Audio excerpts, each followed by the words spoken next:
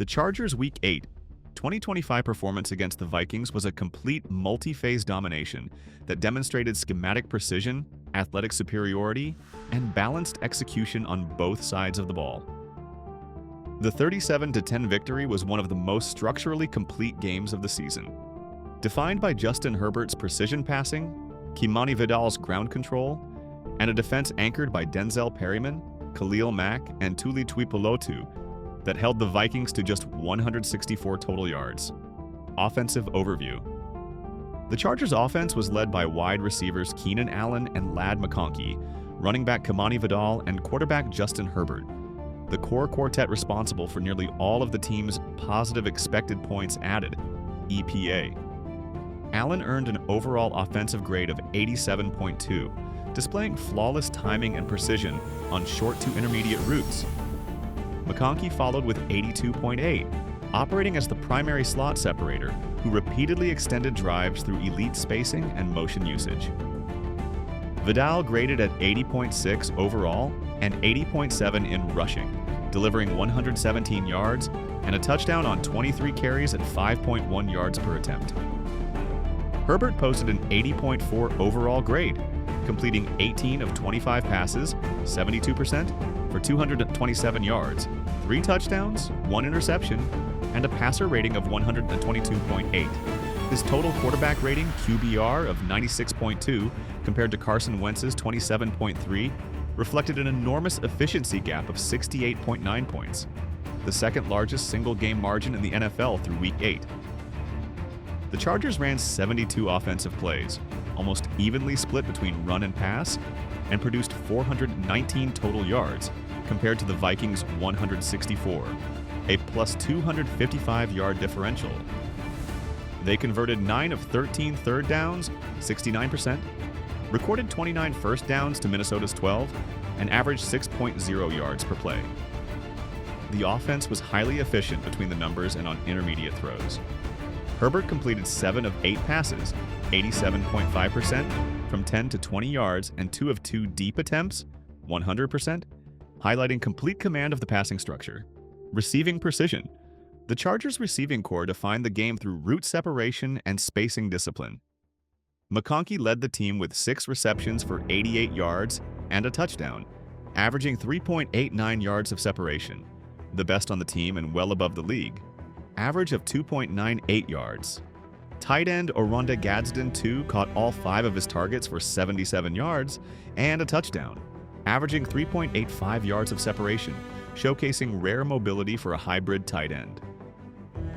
Allen served as the possession specialist, catching 4 of 5 targets for 44 yards, averaging 2.1 yards of separation, and operating as the timing anchor on critical downs.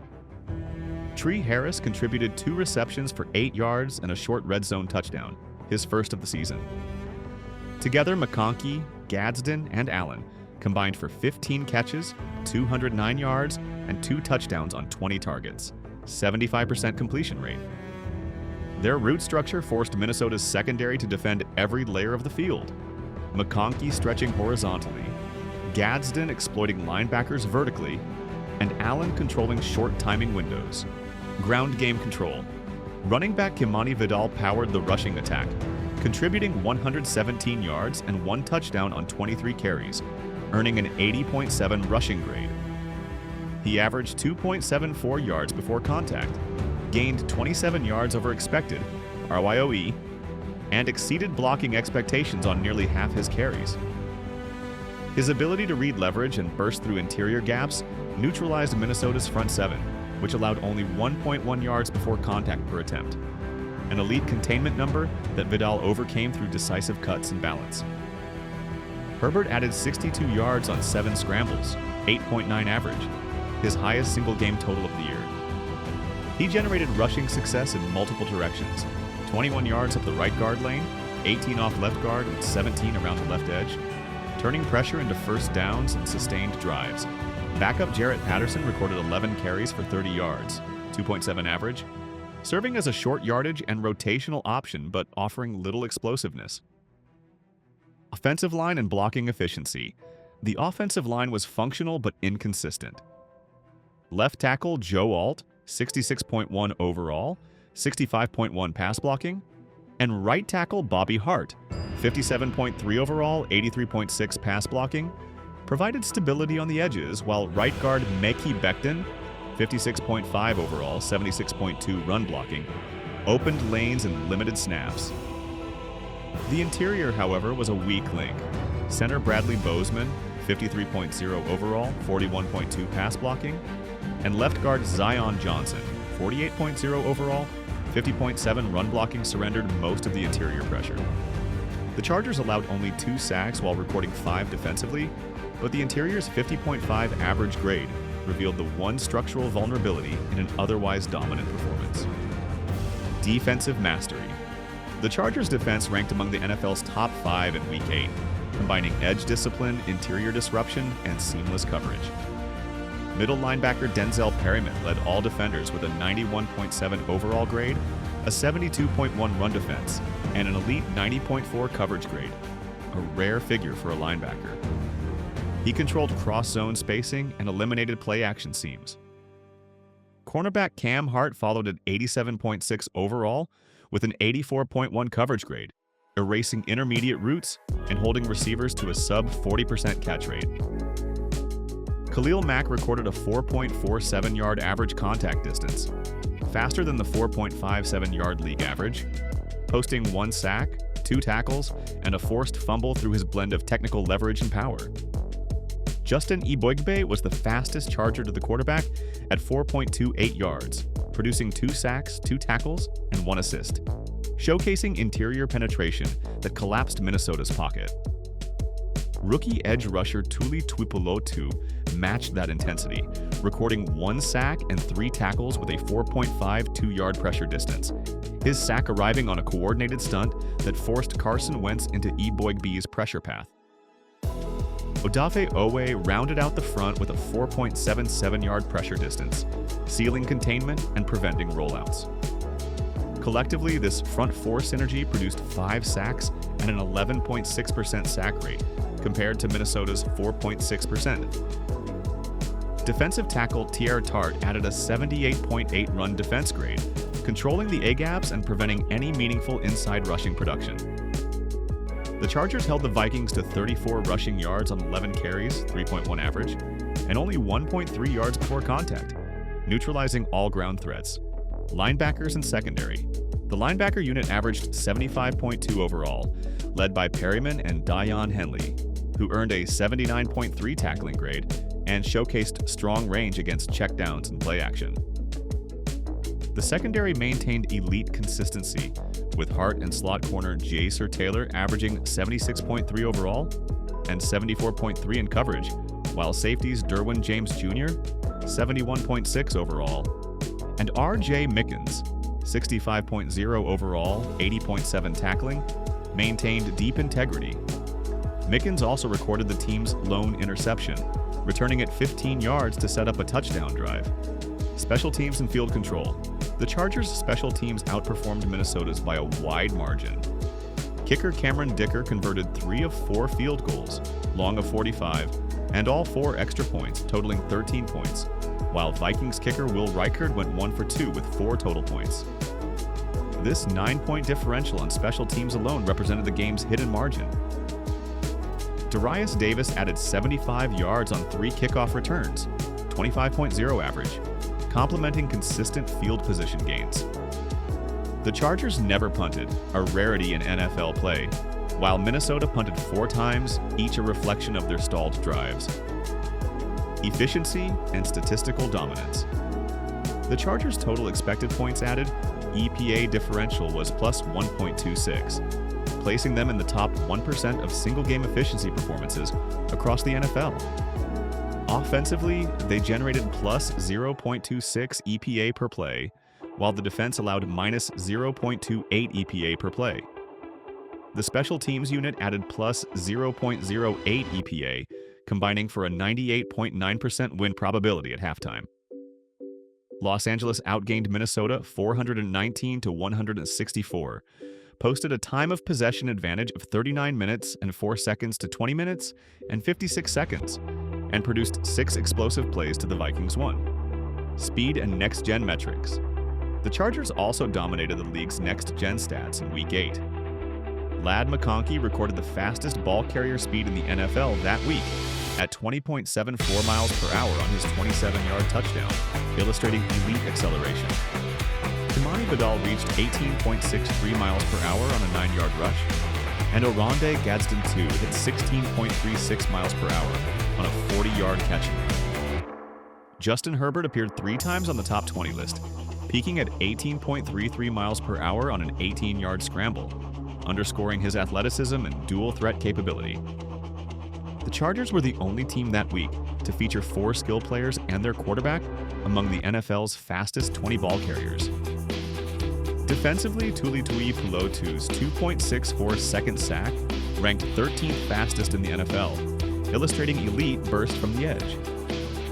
These metrics collectively reflect a roster built around precision, speed, and structural balance, executing with both physical and tactical dominance. Final summary.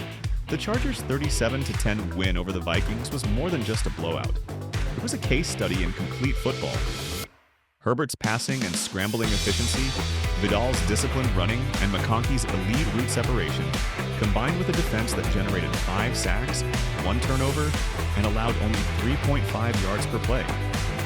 The special teams +9 scoring margin and clean execution, no punts, no fumbles, completed the trifecta. With a yardage ratio of 2.56 to 1, a +0.57 EPA per play advantage, and nearly double the time of possession, the Chargers delivered one of the most statistically dominant and structurally sound performances of the 2025 season, defined by discipline, explosiveness, and balance at every level.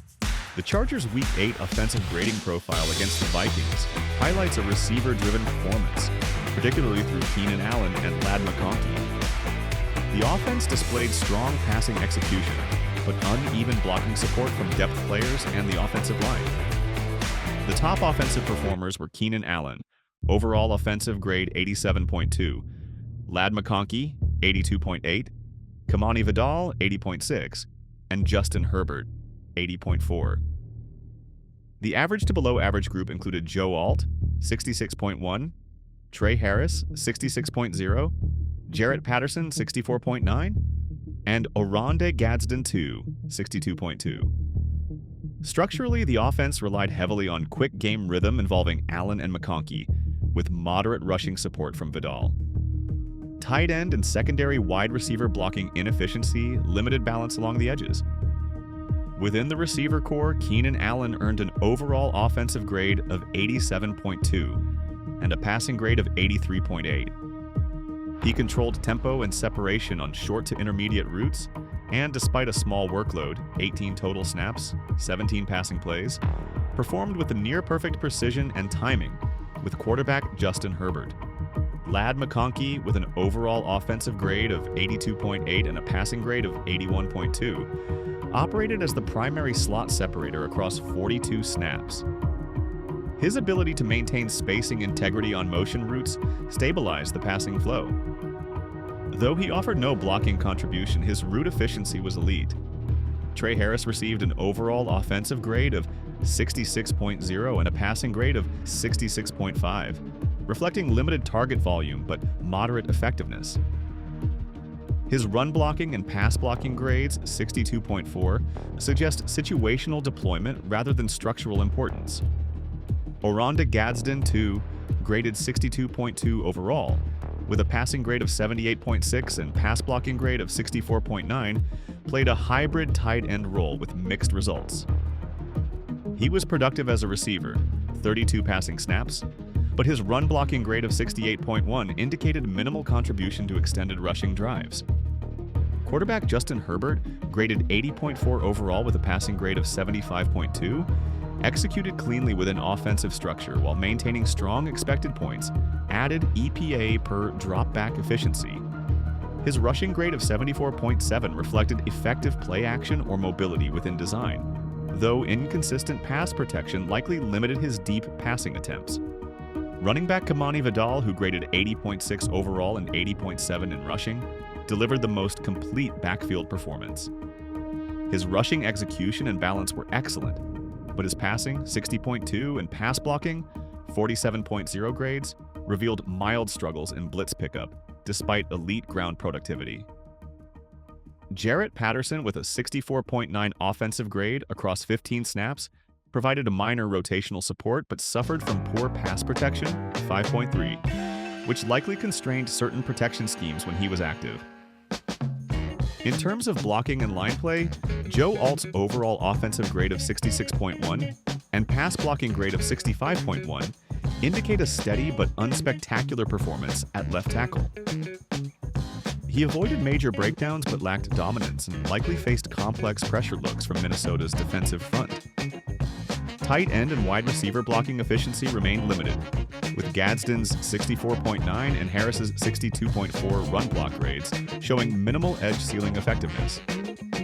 This aligns with Los Angeles' historical trend of receiver-dominant run leverage rather than power-based tight end anchored blocking. From an analytical perspective, 4 key takeaways stand out. First, the passing engine clearly dominated. Allen and McConkey drove offensive efficiency, both exceeding 80 in passing grade, marking one of Herbert's cleanest execution games of the season.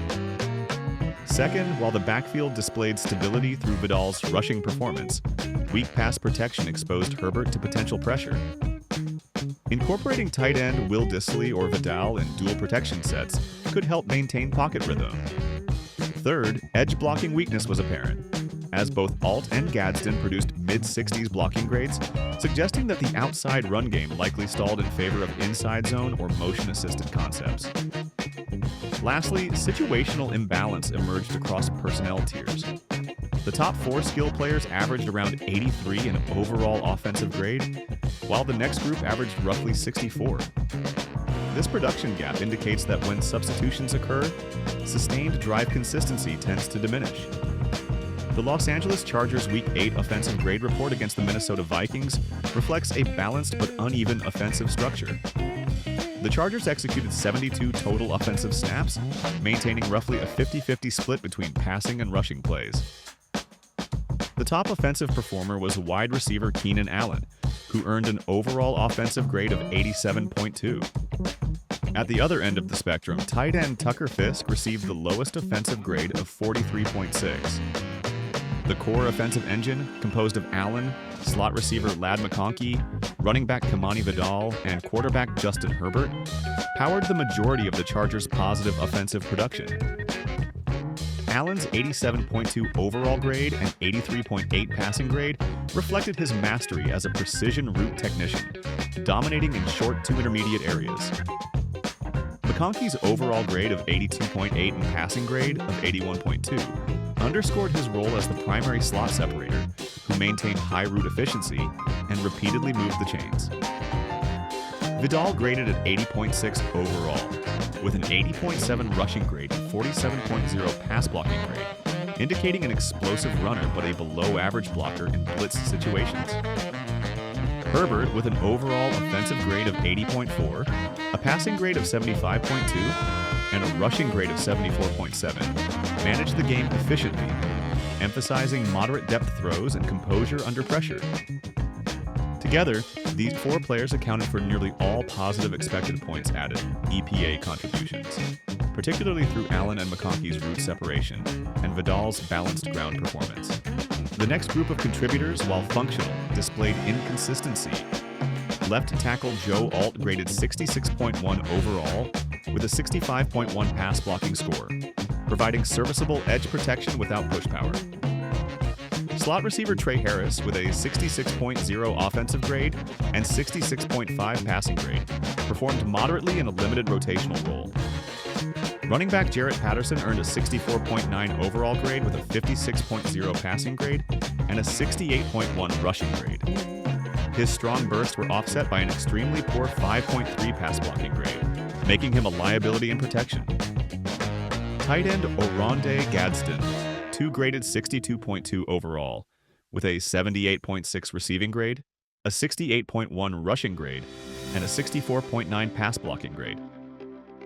He served effectively as a hybrid target but provided only average blocking. Tight end Tyler Conklin, 58.1 overall, and slot receiver Darius Davis, 58.0 overall, 59.3 passing, had smaller roles, with Davis contributing mainly on designed gadget plays. This group provided reliable situational depth, but lacked pass-blocking consistency, which hindered the offense's ability to sustain long drives. Gadsden's strong receiving grade, however, helped preserve tight end production. The offensive line showed mixed results in protection and run blocking. Right tackle Bobby Hart graded 57.3 overall, but posted an elite pass blocking score of 83.6, serving as one of the few reliable linemen in pass protection. Right guard Becton, 56.5 overall, delivered a strong run blocking grade of 76.2 in limited snaps. Center Bradley Bozeman, 53.0 overall, proved to be a major interior weakness, posting a 41.2 pass blocking grade that frequently disrupted pocket stability. Right tackle Trey Pipkins III, 52.8 overall, and left guard Zion Johnson, 48.0 overall, 50.7 run blocking, underperformed, the latter struggling with leverage and consistency. The left side of the line, anchored by Alton Johnson, averaged roughly a 57 composite blocking grade, which limited Herbert's ability to execute deeper passing sets. In contrast, Hart's pass protection stood out as one of the few stabilizing elements along the front. The depth and marginal contributors struggled to make an impact. Wide receiver Quentin Johnston earned a 51.5 overall grade with identical 51.5 passing performance, highlighting his continued ineffectiveness as a vertical receiver and lack of separation ability. Running back Nyheim Hines scored 51.2 overall, with a 59.9 passing grade, a 56.4 rushing grade, and a poor 25.3 pass blocking grade, which restricted his usage. Tight end Tucker Fisk, who earned the lowest overall grade at 43.6, managed a 47.5 receiving grade, a 69.6 rushing grade, and a 56.4 pass blocking grade. He played primarily in run-heavy sets but was inefficient overall. Johnston's low-grade performance emphasized the ongoing absence of a consistent deep threat, which continues to limit Herbert's ability to capitalize on vertical expected points, added opportunities. Analytically, the offense's core quartet of Allen and McConkey, Vidal, and Herbert formed a stable backbone, maintaining a composite grade above 80.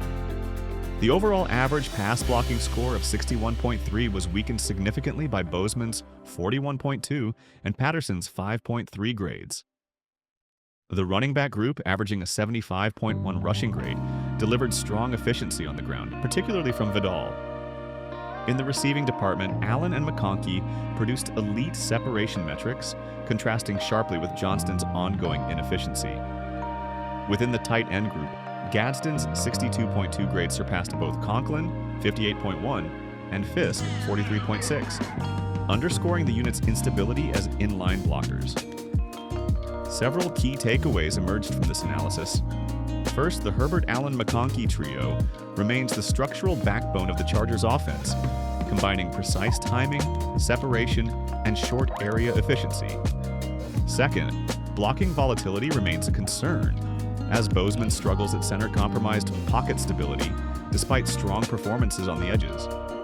Third, Vidal's dual threat performance provided the necessary rushing foundation that helped balance the offense and sustain drives. Fourth, the Chargers continue to lack a legitimate vertical presence, with Johnston's sub-52 grade again highlighting a deep passing inefficiency that limits expected points added potential on explosive plays. Lastly, despite Gadsden's strong receiving contributions, inconsistent blocking from Fisk and Conklin continues to limit the Chargers' ability to effectively utilize multi-tight end formations. The passing data compares Los Angeles Chargers quarterback Justin Herbert and Minnesota Vikings quarterback Carson Wentz, highlighting a massive gap in both efficiency and execution. Justin Herbert operated with superior timing and vertical accuracy. His time to throw averaged 3.02 seconds, which allowed him to balance quick game reads with deeper progressions. He averaged 8.6 completed air yards and 8.8 intended air yards per throw, reflecting consistent downfield accuracy and aggressive but controlled passing decisions.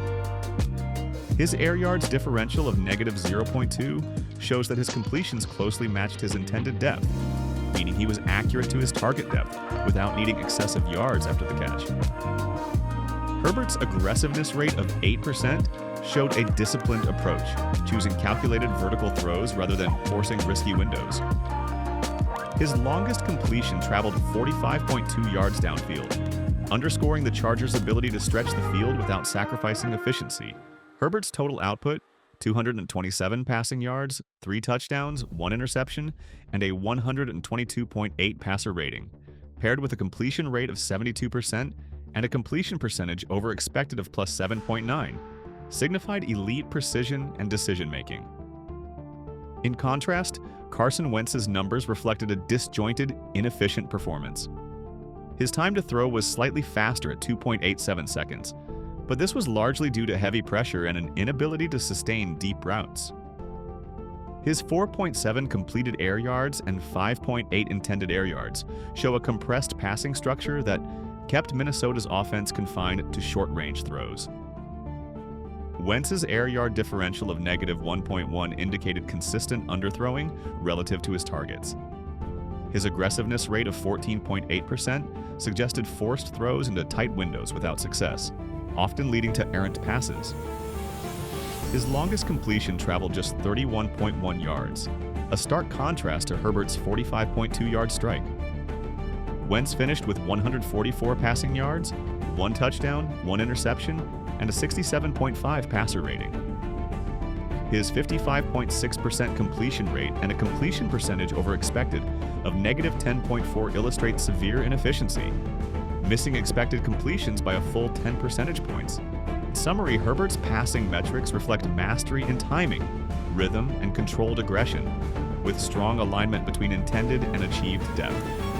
Wentz's numbers reveal the opposite: hurried processing, inconsistent ball placement, and poor accuracy under pressure. Herbert's plus 7.9 completion percentage over expected versus Wentz's minus 10.4 represents an 18.3-point gap in pure accuracy, a numerical encapsulation of how the Chargers' passing game completely outclassed the Vikings.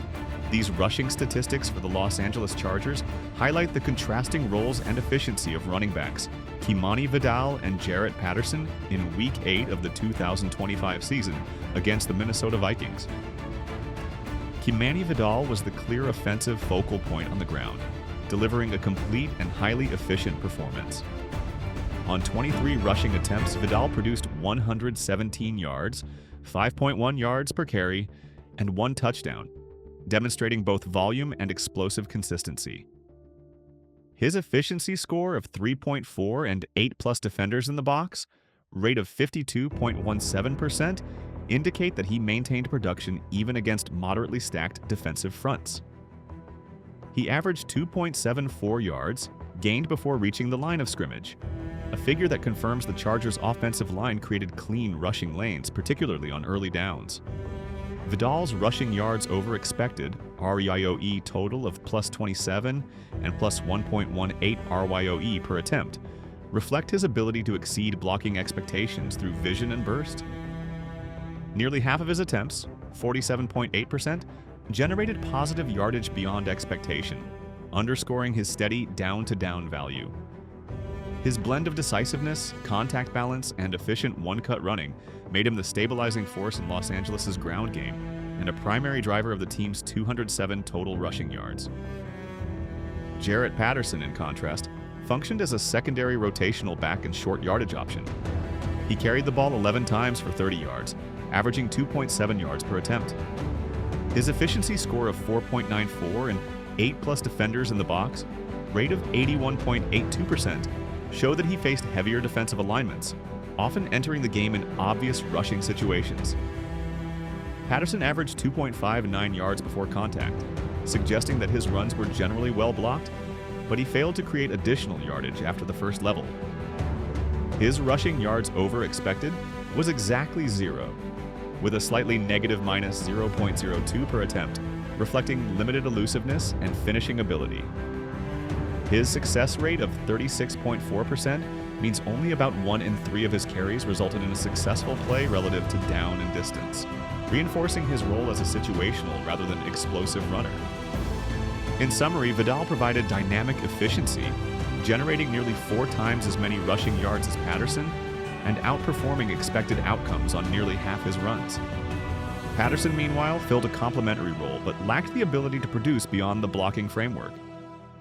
Together, their performances highlight the Chargers' strong offensive line play, especially in early downs and light box looks, but also underline Vidal's status as the clear feature back capable of creating independent value.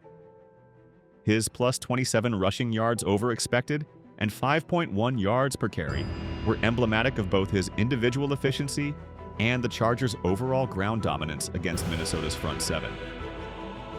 These receiving statistics highlight how Los Angeles Chargers receivers Composite-Gadsden-Allen and Keenan Allen outperformed Minnesota Vikings star Justin Jefferson in overall efficiency and role versatility during their Week 8 matchup.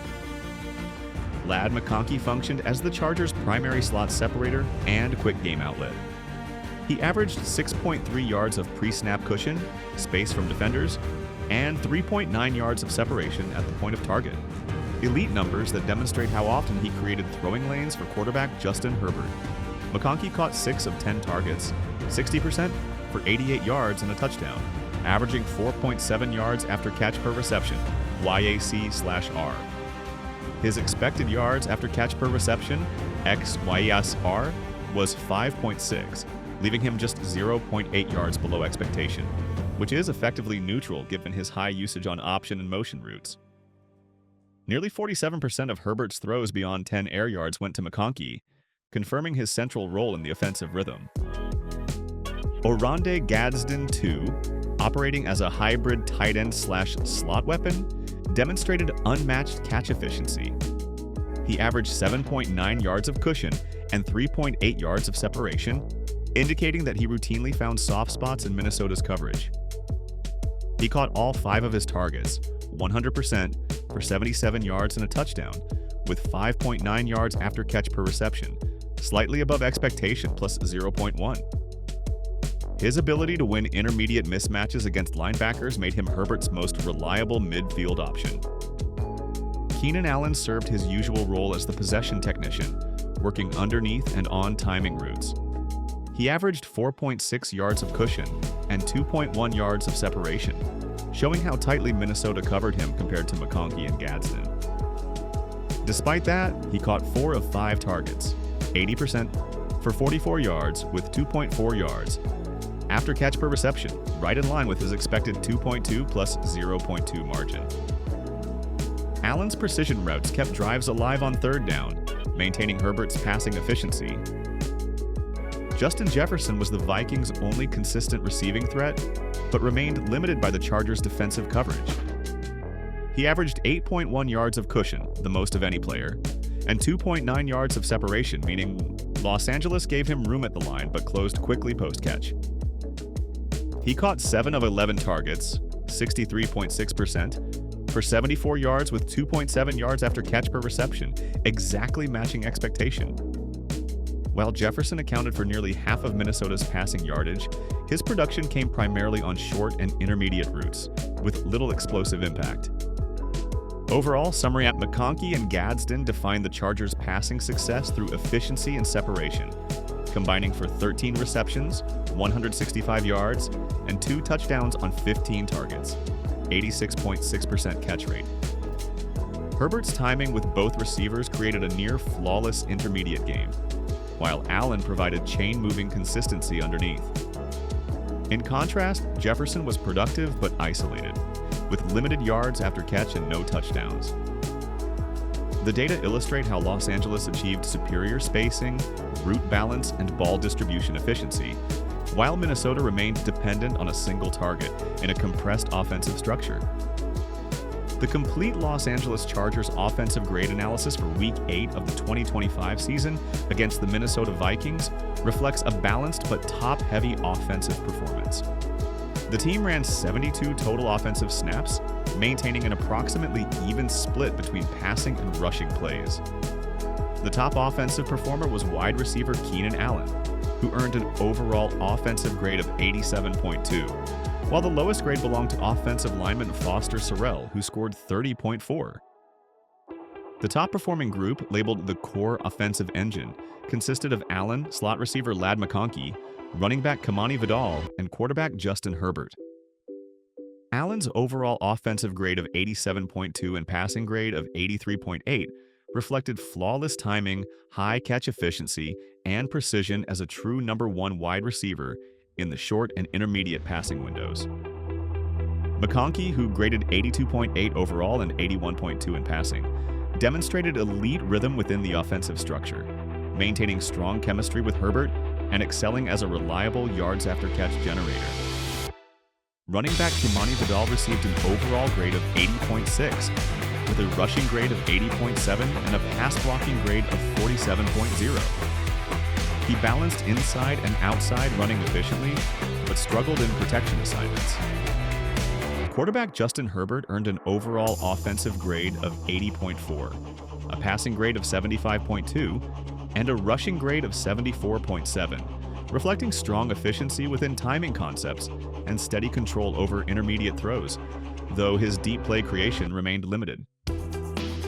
Collectively, this efficiency core averaged an 82.8 composite grade, the only tier that consistently generated positive expected points added, EPA.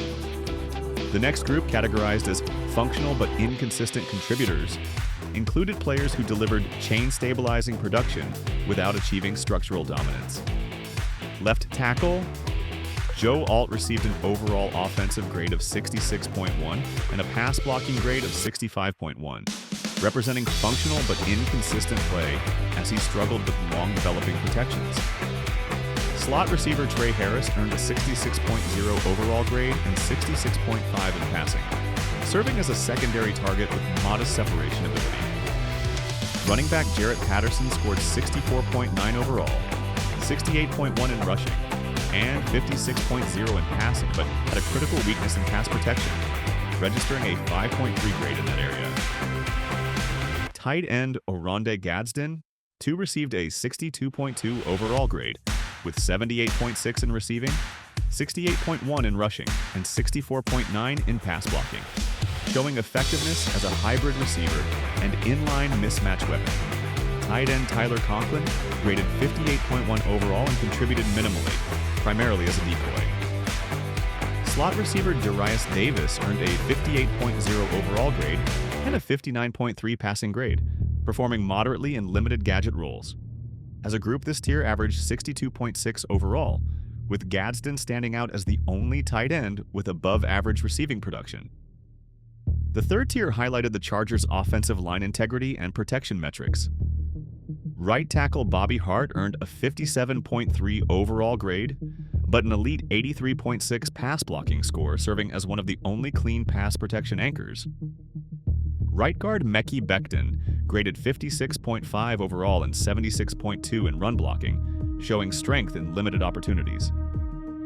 Center Bradley Bozeman, however, was a major interior weakness, earning a 53.0 overall grade and only a 41.2 pass blocking mark, which frequently disrupted Herbert's pocket stability. Right tackle Trey Pipkins.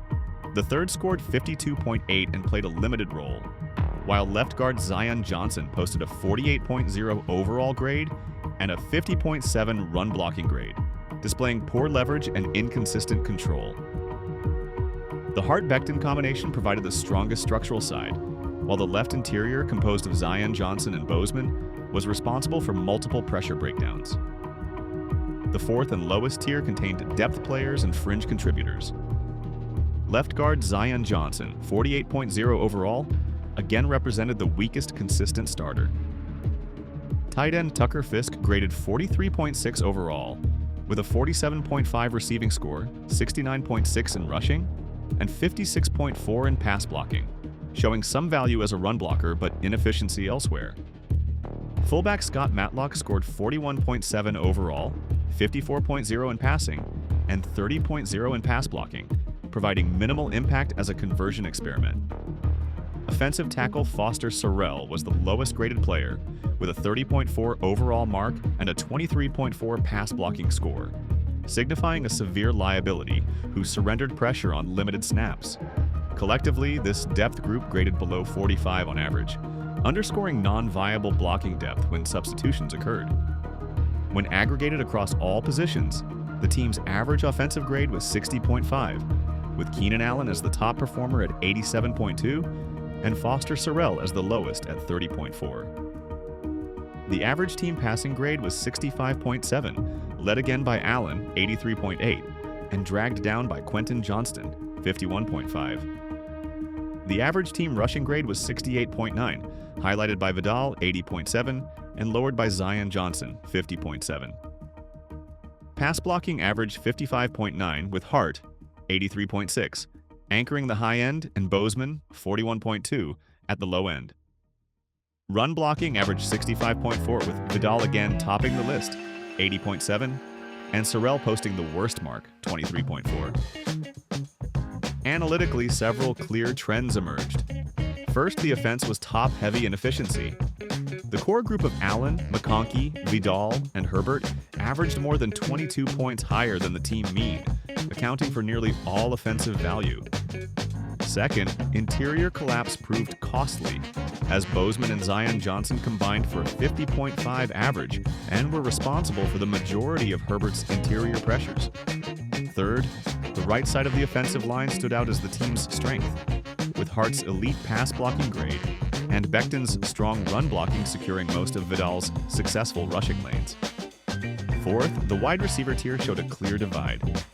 Allen and McConkey both exceeded 80 in their offensive grades due to consistent separation and reliability, while Johnston and Davis fell below 60, signaling a persistent vertical inefficiency. Fifth, tight end production was split between receiving and blocking value. Gadsden was a high-level aerial option, while Fisk and Conklin offered below-average in-line blocking, limiting the Chargers' ability to effectively deploy multi-tight end formations. Lastly, the overall depth and consistency gap was striking. Players below 50 overall, including Matlock and Sarell, showed steep declines in performance quality, which reduced the offense's sustainability on long drives or in rotational scenarios. Positional group averages further reinforced these conclusions. The wide receiver unit, Allen, McConkey, Harris, Johnston, and Davis, averaged 69.1 overall with a 61.5 pass blocking mean. The running backs, Vidal, Patterson, and Hines, averaged 65.6 overall, with a low 25.9 pass blocking average, but a strong 68.4 rushing grade. Tight ends, Gadsden, Conklin, and Fisk, averaged 54.6 overall, with 63.6 in pass blocking and 68.9 in rushing. The offensive line, Alt, Hart, Becton, Bozeman, Zion Johnson, Sarell, and Pipkins, averaged 50.6 overall, 58.5 in pass blocking, and 62.8 in rushing. Quarterback Herbert maintained his 80.4 offensive and 74.7 rushing grades as a stabilizing force for the offense. In summary, the Chargers' Week 8 offensive output showed an unmistakable structural divide. The team's skill precision was elite, driven by Allen, McConkey, Herbert, and Vidal, all of whom produced strong efficiency and positive expected points added per play. However, interior line instability from Bozeman and Zion Johnson disrupted sustained drives, and poor depth performance from players such as Sarell, Matlock, and Fisk created a steep drop-off when rotations occurred. If Los Angeles reinforces its interior offensive line protection and reintroduces a reliable vertical element, whether through Quentin Johnston or an additional wide receiver option, this unit's overall expected points added efficiency could elevate from a middle-tier offense to a top 5 level across the league.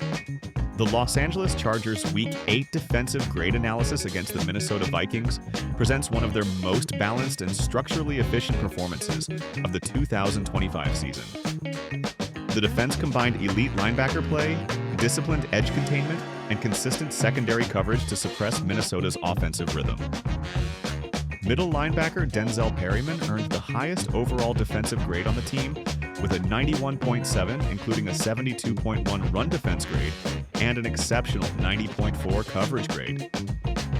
His performance was vintage Perryman, marked by elite zone awareness, strong gap discipline, and effective shallow drop depth coordination. Although his tackle finish rate was modest, 51.6, His spatial control and anticipation in coverage made him the defensive centerpiece. Perryman's coverage grade was more than 18 points higher than the positional average, reflecting how well he neutralized play action and seam routes.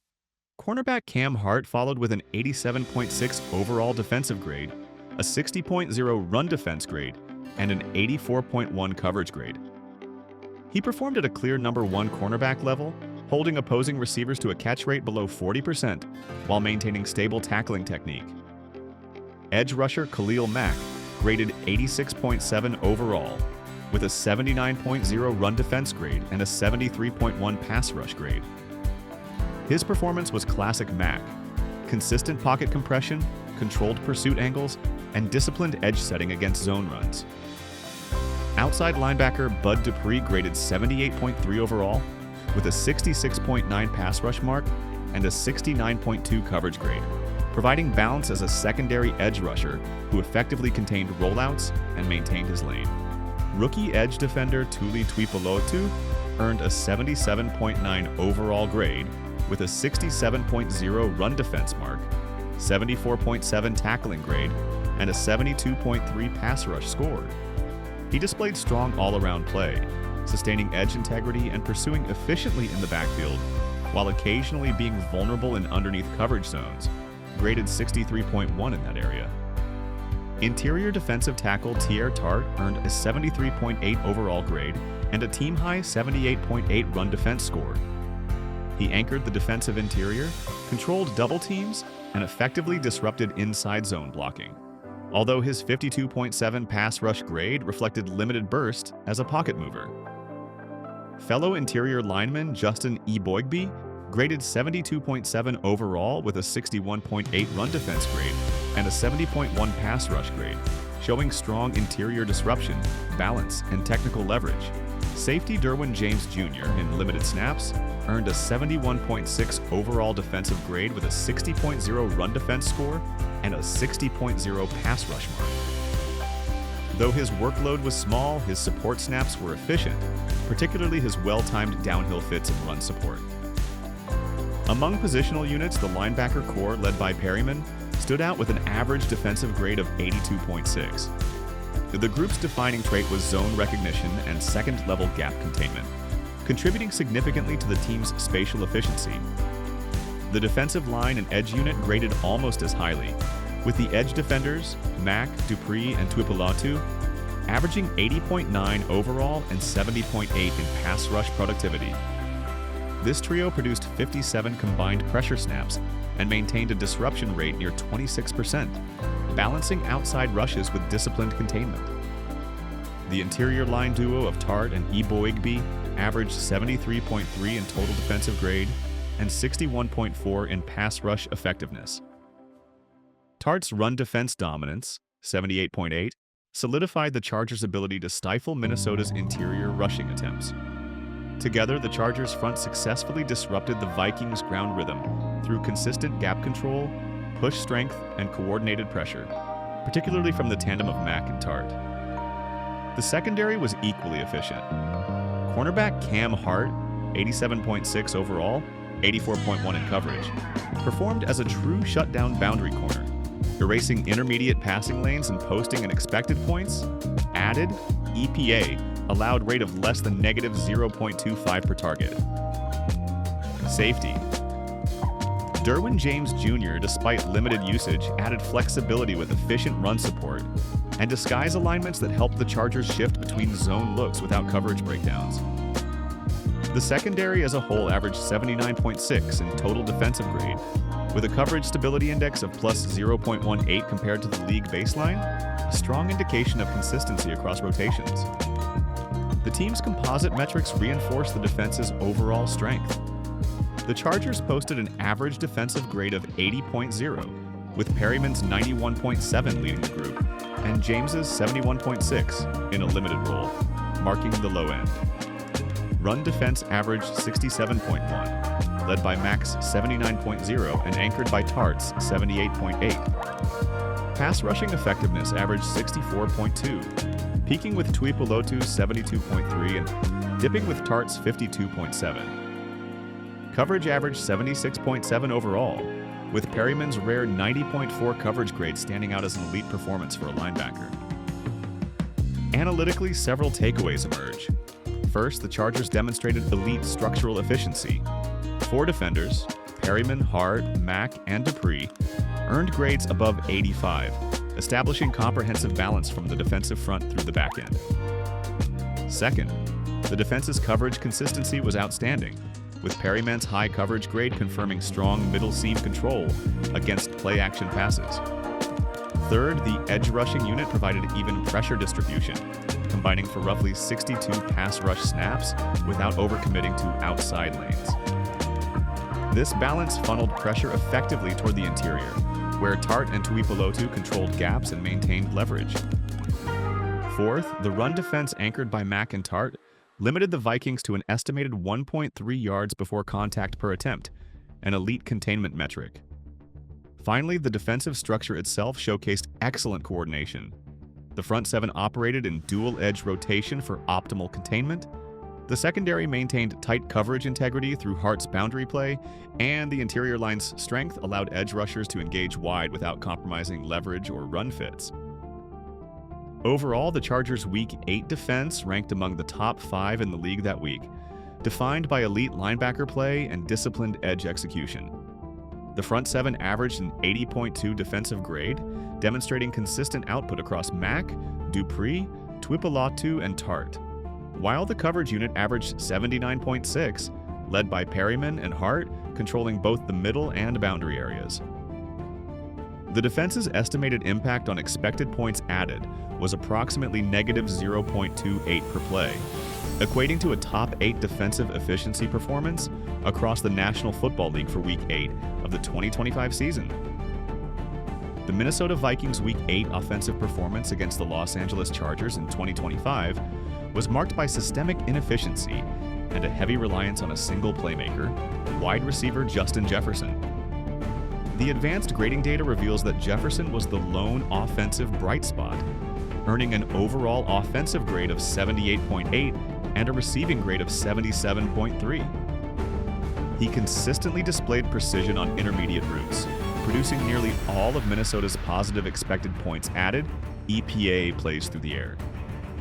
Wide receiver Jordan Addison followed with an overall grade of 68.7 and a receiving grade of 67.9. He provided limited support as a short area separator, primarily targeted on quick comebacks and shallow outs. However, his yards after catch were minimal.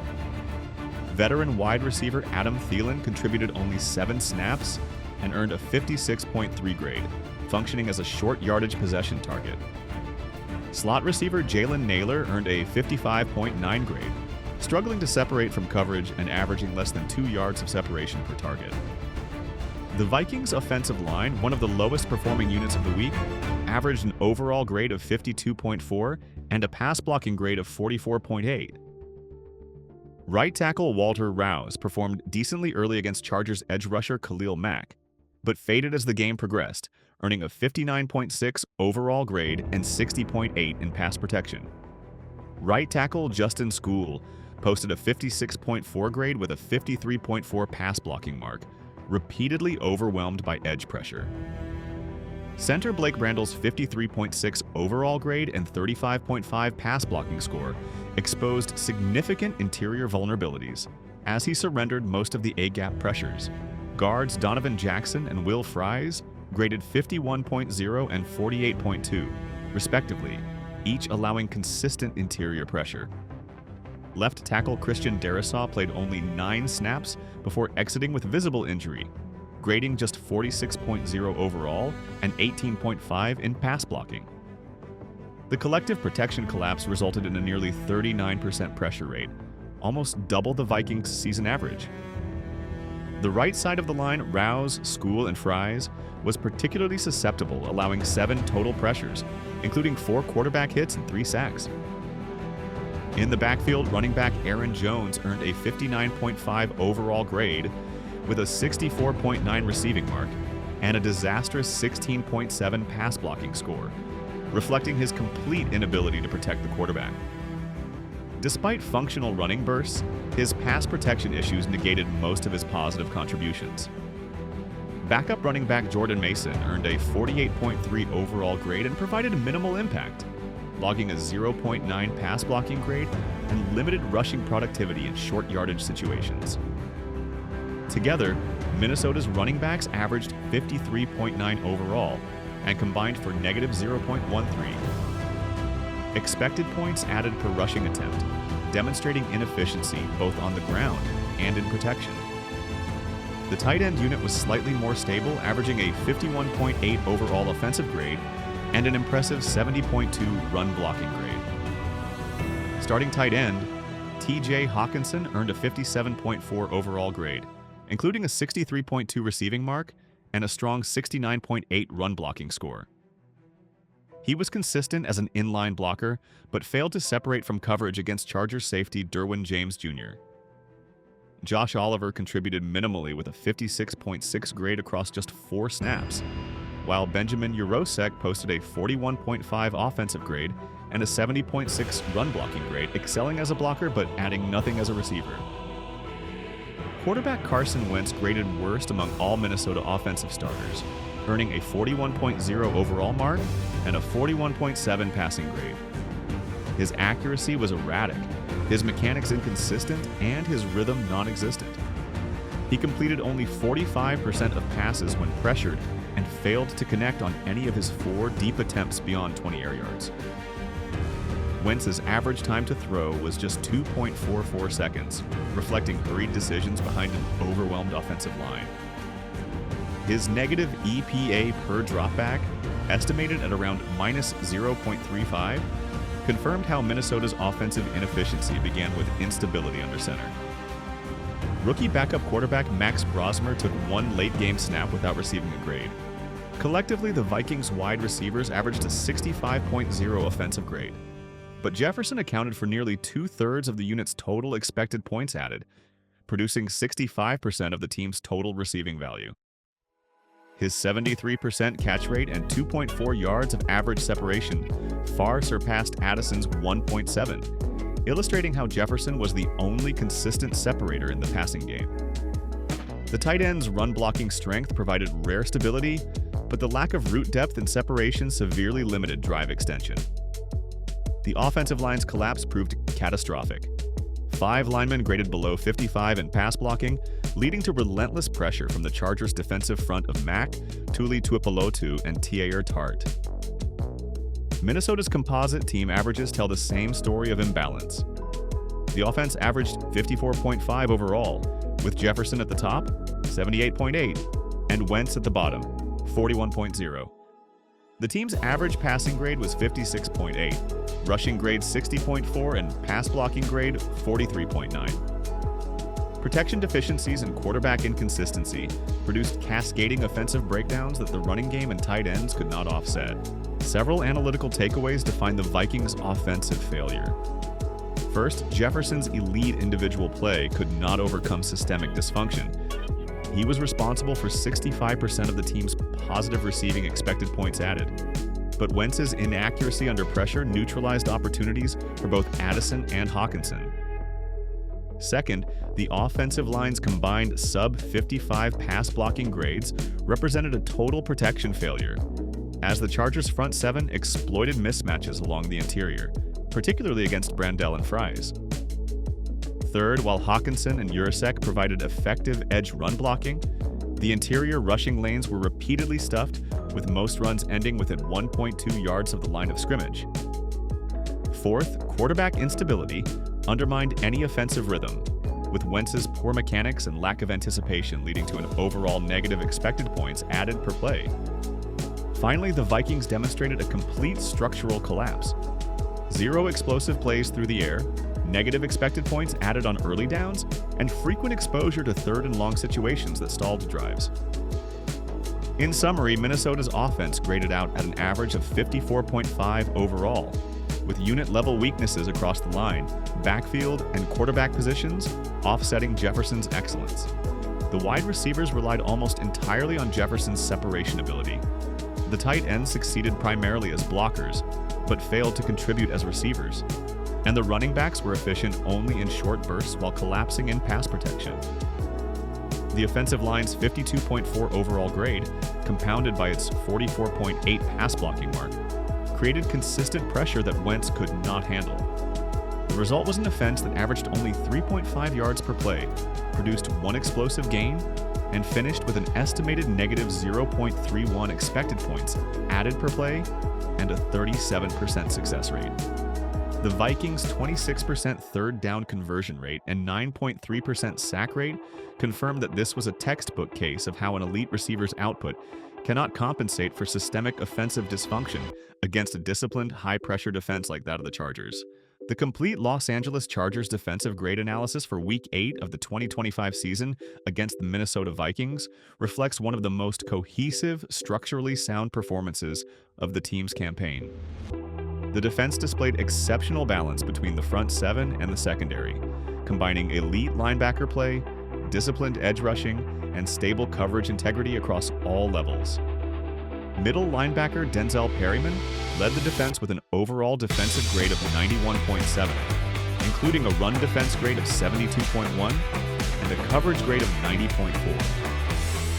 His performance showcased elite spatial control, especially in the middle zones, where he consistently anticipated crossing routes and limited the Vikings' ability to attack between the numbers.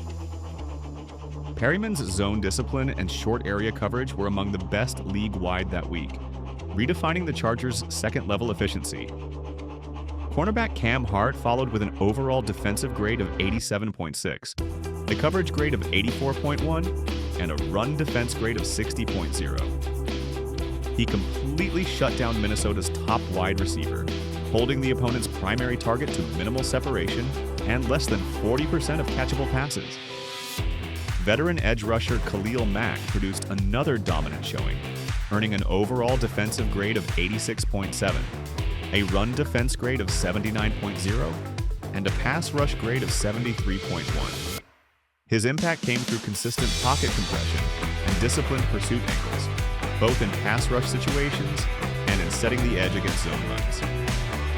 Outside linebacker Bud Dupree graded 78.3 overall with a 66.9 pass rush mark and a 69.2 coverage score, providing steady containment and clean pursuit while complementing Mack on the opposite side. Rookie edge defender Tuli Tuipolatu also graded strongly, posting a 77.9 overall defensive grade with a 67.0 run defense mark, 72.3 pass rush grade, and 63.1 coverage score. His dual threat ability allowed him to pressure the quarterback while holding firm against boot action plays, though he showed minor vulnerability in flat zone coverage. Interior defenders Tier Tart and Justin E. Boygby rounded out a strong trench performance.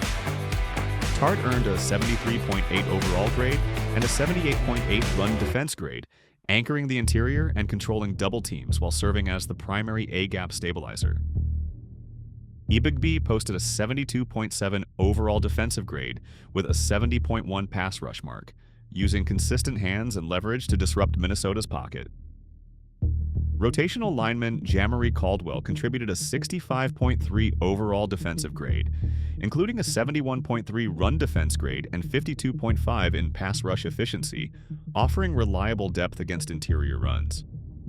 In the secondary, Derwin James Jr. recorded a 71.6 overall defensive grade in limited snaps, providing steady run support and short zone help. Safety Elijah Molden earned a 67.1 defensive grade with a 77.2 tackling score, excelling as the field general in deep coverage. Fellow safety R.J. Mickens graded 65.0 overall, with an 80.7 tackling grade that reflected his physicality and secure open field finishing.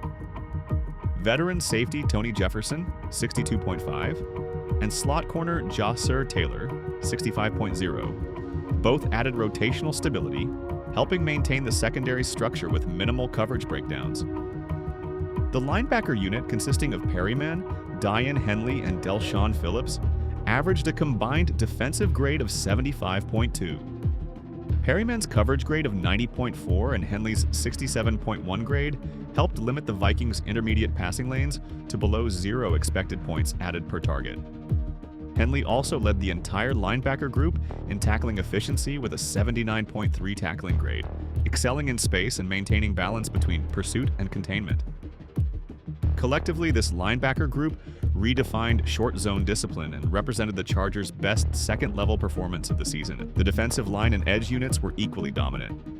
The edge group of Mack, Dupree, Tuipulotu, and Odafe Owe averaged 78.1 overall in defensive grade and 70.0 in pass rush productivity. This group generated 3 sacks and several quarterback hurries while maintaining consistent containment on outside runs. The interior unit of Tart, Higbee, and Caldwell averaged 70.6 overall and 58.4 in pass rush efficiency. Tart's 78.8 run defense grade provided elite interior anchoring, while Ebugbe's disruption created steady pocket instability. Together, the Chargers' front 7 achieved top 10 level trench dominance, with an average run defense grade of 70.7, particularly effective along the Mack-Tart alignment, which neutralized Minnesota's interior ground game. In the secondary, the cornerbacks and safeties combined for disciplined coverage. The cornerback duo of Cam Hard and Jacer Taylor averaged 76.3 overall with a 74.3 coverage grade. Hart continued his elite boundary play, while Taylor contributed dependable slot coverage on limited snaps. The safety group of James, Molden, Mickens, and Jefferson averaged 66.6 in overall defensive grade and 63.0 in coverage. Together, they provided deep field consistency and prevented explosive plays, maintaining tight zone spacing across rotations. Coverage synergy between Perryman and Hart proved vital as their coordination between the second and third levels minimized blown zones and sustained leverage against play-action concepts. Across all categories, the Chargers averaged a 73.4 overall defensive grade. Perryman led the group at 91.7, while Jefferson's 62.5 ranked as the lowest but still respectable. Run defense averaged 66.3, led by Tart's 78.8, while Dupree, Henley, and Hart each scored around 60.0 in that category. Tackling averaged 72.5, highlighted by Mickens' 80.7 and limited by Perryman's 51.6. Pass rush productivity averaged 63.4, peaking with Tuipulotu's 72.3, while Caldwell represented the low mark at 52.5. Coverage averaged 70.2, topped by Perryman's 90.4 and bottomed by Tuipulotu's 63.1, demonstrating overall consistency across defensive layers. 5 key analytical insights summarize this performance. First, the Chargers' defense achieved multi-layered strength, with no player grading below 60 and 6 defenders grading above 75. Second, run defense integrity was elite. The combination of Tart, 78.8, and Caldwell, 71.3, stabilized the interior and held the Vikings to approximately negative 0.19 expected points added per rushing play. Third, coverage mastery defined the game, as Perryman's 90.4 and Hart's 84.1 coverage grades eliminated in-breaking and sideline routes. Fourth, the pass rush rotation of Mack, Tuipulotu, and Dupree produced an estimated 28% pressure rate while maintaining disciplined edge containment. Fifth, the defense's overarching identity under head coach Brandon Staley revolved around a hybrid pressure shell with smart zone spacing, improved run fits, and a low yards after catch average of roughly 3.2 yards per play. Overall, the Chargers' defense demonstrated balanced excellence. The front 7 averaged 76.1 in overall defensive grade, driven by run gap integrity and interior leverage. The secondary averaged 71.4, emphasizing disciplined boundary coverage and effective hybrid safety rotation. The complete defense, including all 16 players evaluated, achieved a 73.4 overall grade, representing balance, intelligence, and situational precision with minimal volatility. Statistically, the Chargers allowed only one explosive play, recorded a 27.8% pressure rate, and held the Vikings to a 38% success rate. With an estimated defensive expected points added allowed per play of negative 0.28, this performance ranked among the top 5 defensive efforts in the National Football League for that week. Perryman, Hart, and Mack established the tone, Tart and Tuipulotu anchored the trenches, and the secondary closed the game with exceptional discipline and alignment integrity. an all-around showcase of complementary defensive execution. The Los Angeles Chargers' 37-10 victory over the Minnesota Vikings in Week 8 of the 2025 season represents a comprehensive three-phase domination, offensively, defensively, and on special teams. The Chargers converted superior advanced grade performance into total field control and efficiency, outgaining the Vikings 419 yards to 164. The team's estimated expected points added, EPA per play, was plus 0.26 compared to Minnesota's minus 0.31, indicating that Los Angeles generated positive value on nearly every series. From an offensive standpoint, the Chargers' top skill players were wide receiver Keenan Allen, who earned an 87.2 overall offensive grade, and slot receiver Ladd McConkey, both of whom executed the timing and rhythm of the short passing game at a high level. For Minnesota, wide receiver Justin Jefferson was the lone offensive bright spot with a 78.8 grade, but remained isolated within an ineffective system. Quarterback Justin Herbert graded at 80.4 overall, throwing for 3 touchdowns and no interceptions, demonstrating efficiency under pressure with an EPA of plus 0.23 per dropback.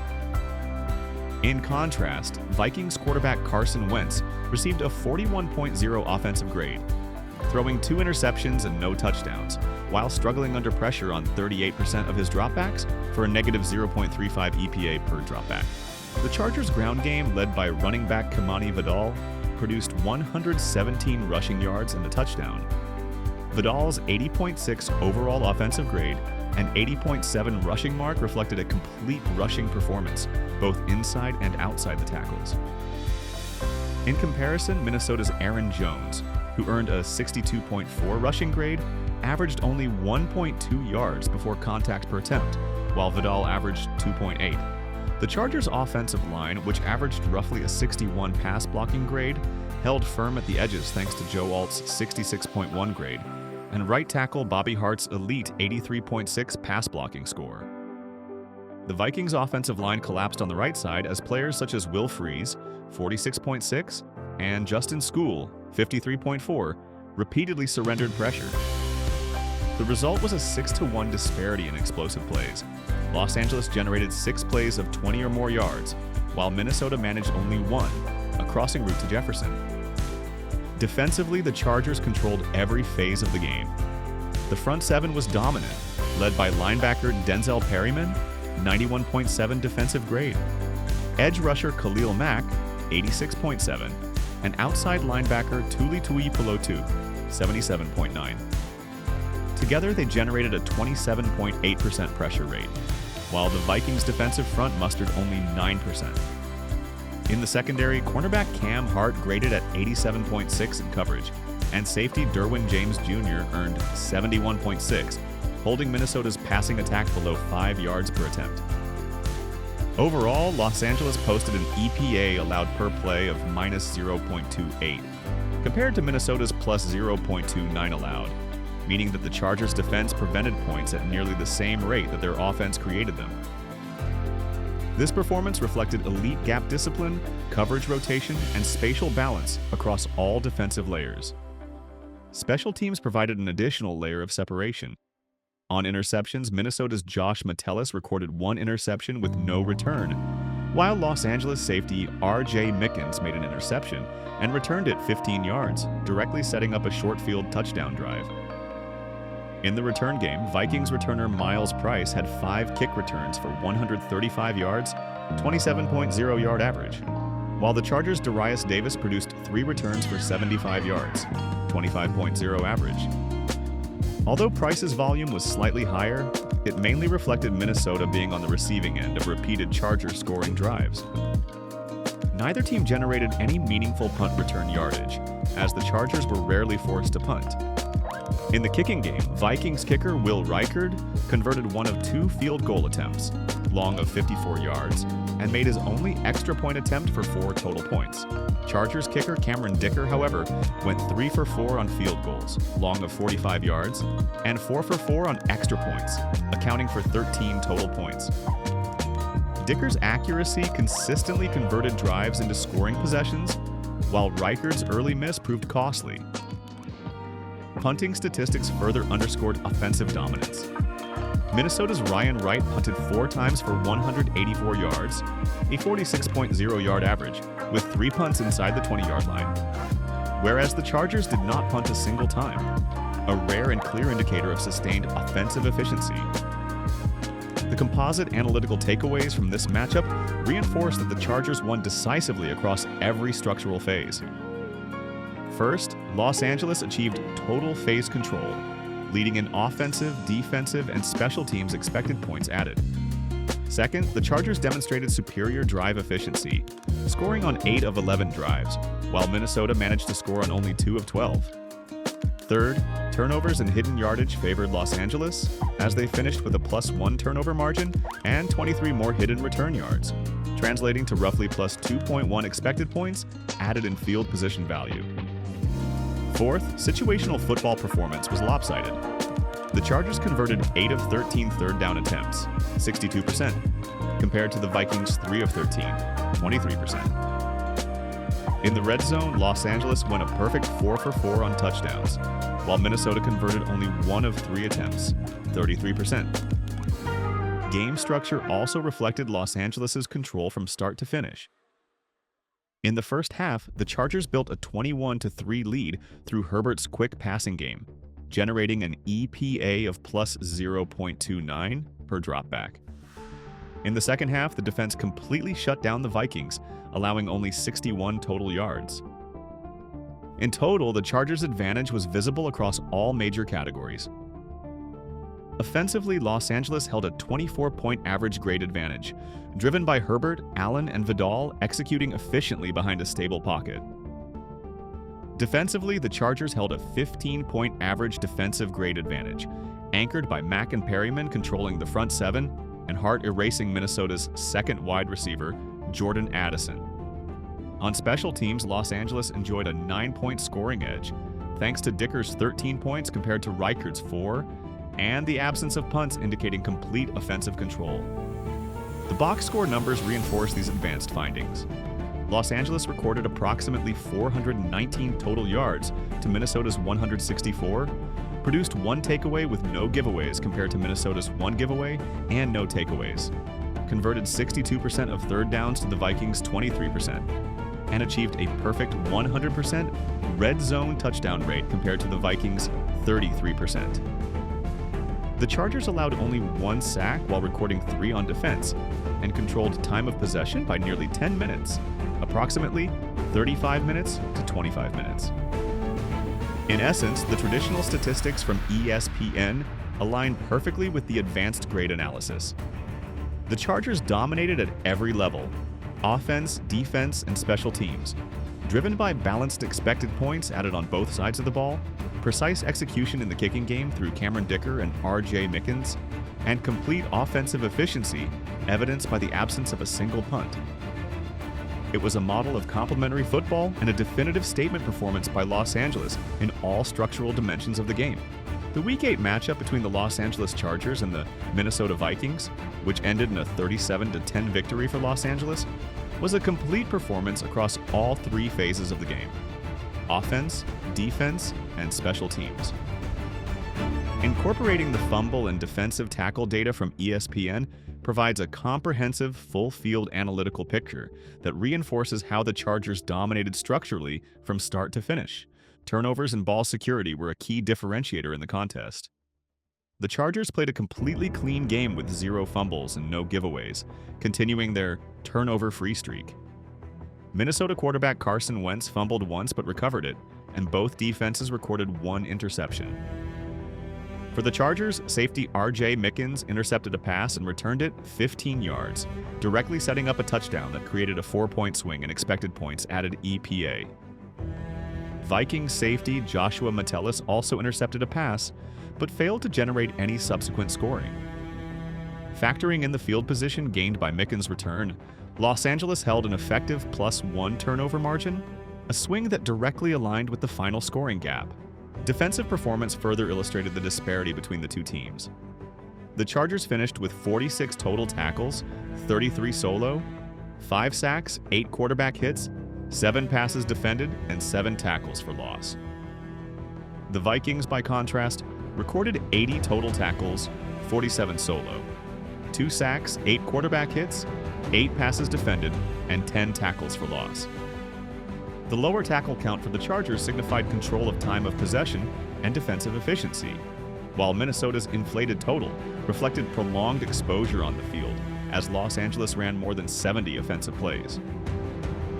Among the Chargers' defensive standouts, interior lineman Justin Higbee recorded 3 tackles, 2 sacks, and 3 quarterback hits, consistently disrupting Minnesota's pocket from inside. Edge rusher Khalil Mack contributed 2 sacks, 2 quarterback hits, and 1 tackle for loss, demonstrating vintage power and edge control that forced double teams throughout the game. Rookie linebacker Tuli Tuipulotu added 3 tackles, 1 sack, and 2 tackles for loss, showing strong performance on stunts and second-effort pass rush moves.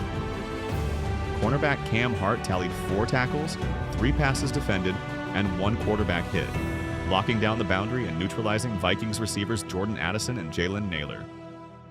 Linebacker Dion Henley registered 4 tackles, 1 tackle for loss, and 1 quarterback hit, providing strong range and containment on checkdown and boot action plays. Safety R.J. Mickens, with 1 interception and 1 pass defended, served as the key turnover catalyst and ranked among the team's most efficient coverage defenders. In total, the Chargers generated 8 quarterback hits on 43 Minnesota dropbacks, an 18.6% pressure rate, and 5 sacks, 11.6% sack rate. The distribution of those sacks was balanced, with 3 coming from edge rushers and 2 from the interior rotation, representing a near-elite pass rush performance.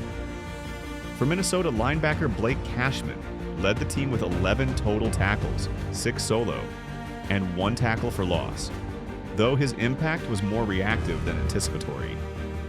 Linebacker Eric Wilson contributed 10 tackles and 1 tackle for loss, offering solid pursuit but frequently trailing in coverage.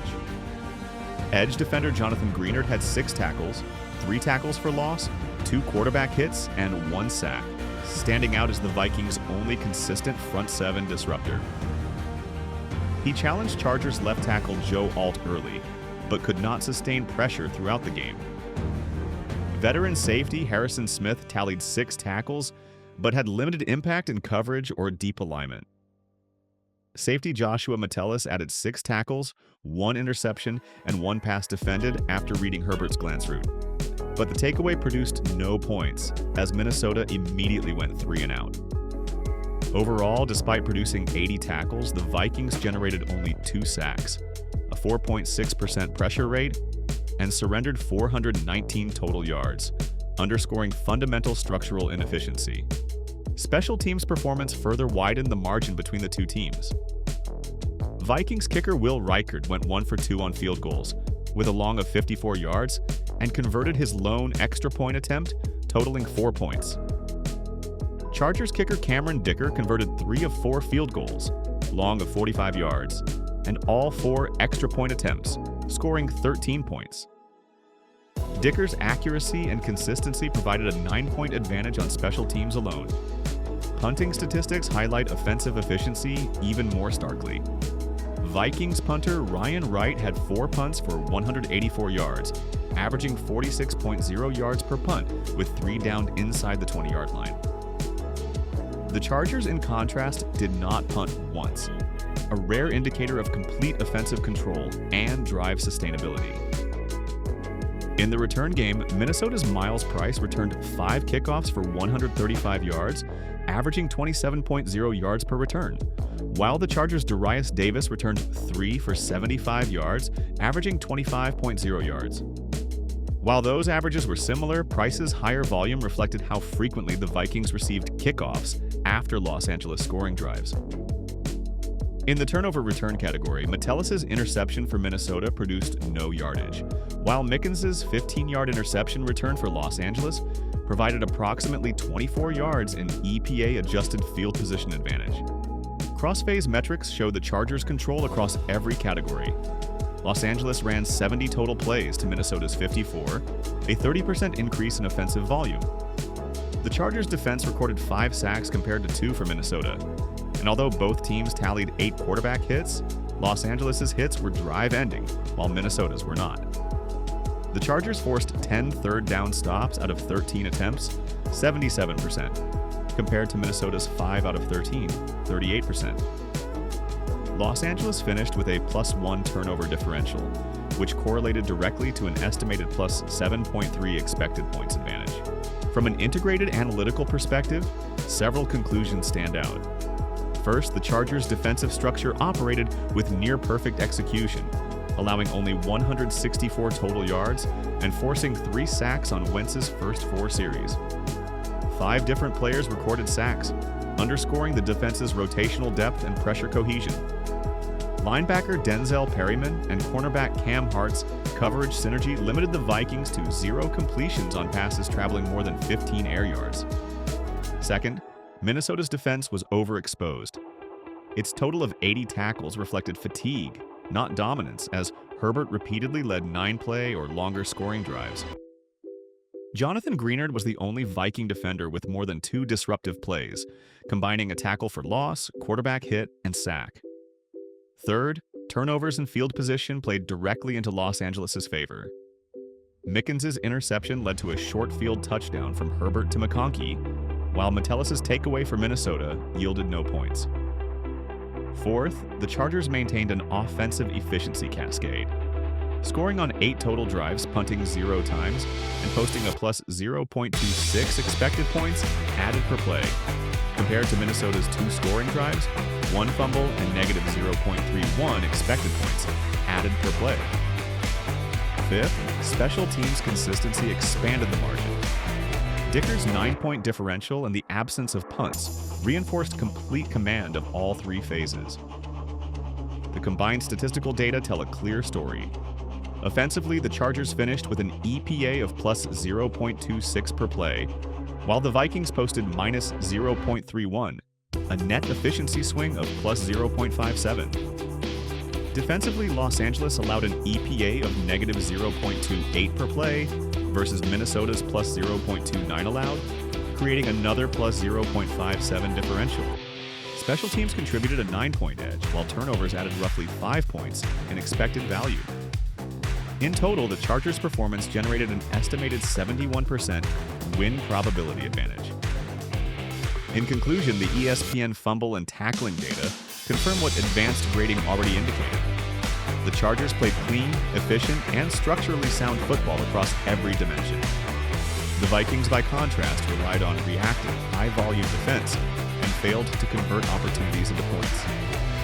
With 5 different sack contributors, 0 punts, and 9 points for the kicking game alone, this contest stands as one of the most balanced and complete team performances of the Los Angeles Chargers 2025 season.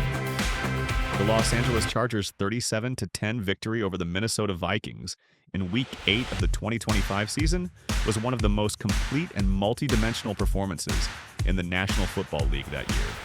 Integrating the passing, rushing, and receiving data from ESPN with the advanced grading metrics reveals how Los Angeles dominated the game in all 3 phases: offense, defense, and special teams, while achieving structural balance and elite efficiency on both sides of the ball.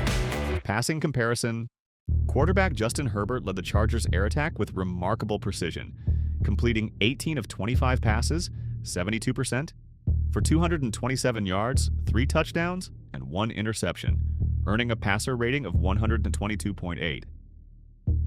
In contrast, Minnesota's Carson Wentz completed just 15 of 27 passes, 56%, for 144 yards, 1 touchdown, and 1 interception, finishing with a 67.5 passer rating.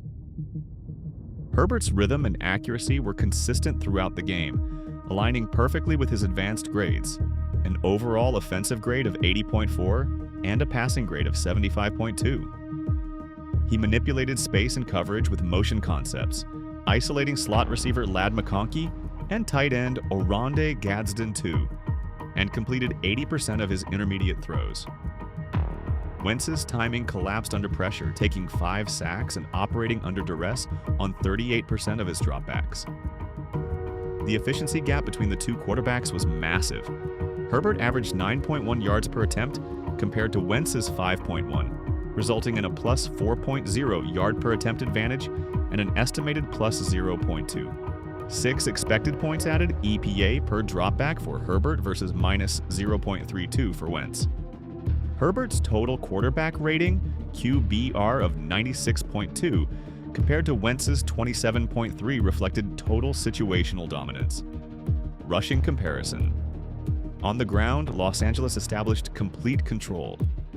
Running back Vidal carried 23 times for 117 yards, 5.1 yards per carry, and a touchdown, earning an 80.7 rushing grade and demonstrating efficient inside-outside balance. His performance embodied the Chargers' well-coordinated blocking scheme, which generated positive yards before contact on 70% of their rushing plays. Herbert also contributed as a scrambler, rushing 7 times for 62 yards, 8.9 yards per carry, extending plays and converting several key third downs. The Chargers finished with 207 rushing yards on 43 carries, averaging 4.8 yards per rush.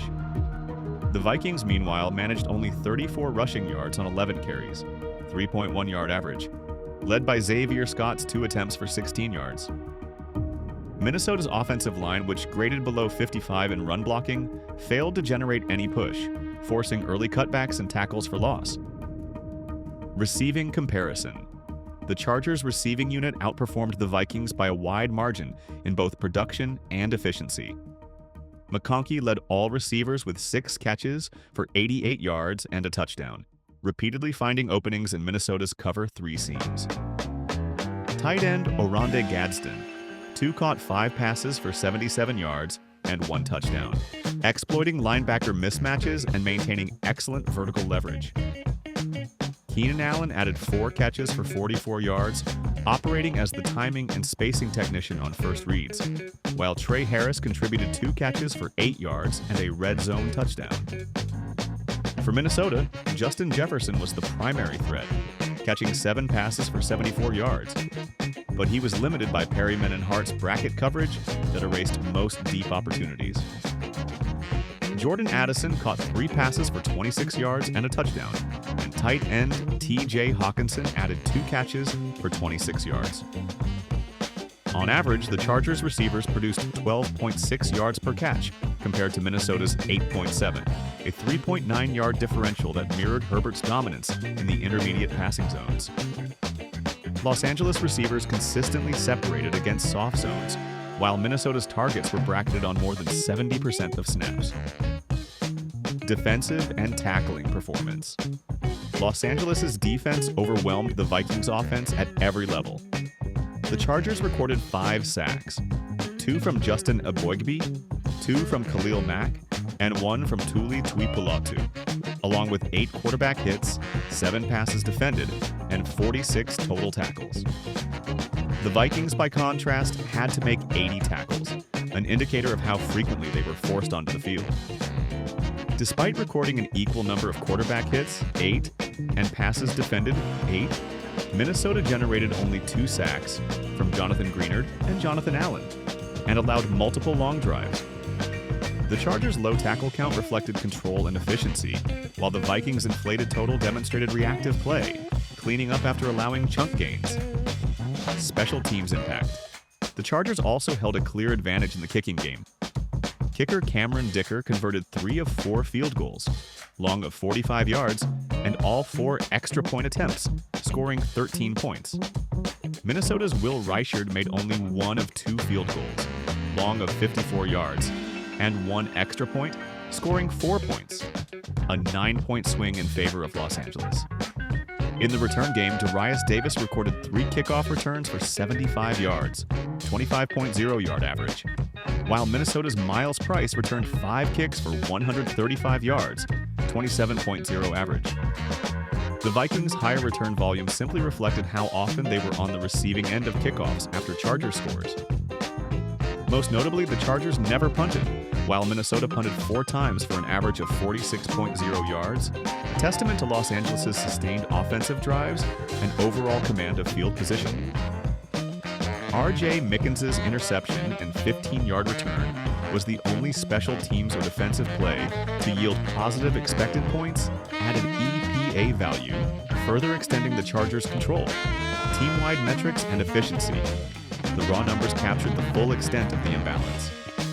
The Chargers outgained the Vikings 419 total yards to 164, with 212 net passing yards and 207 rushing yards, compared to Minnesota's 130 passing and 34 rushing.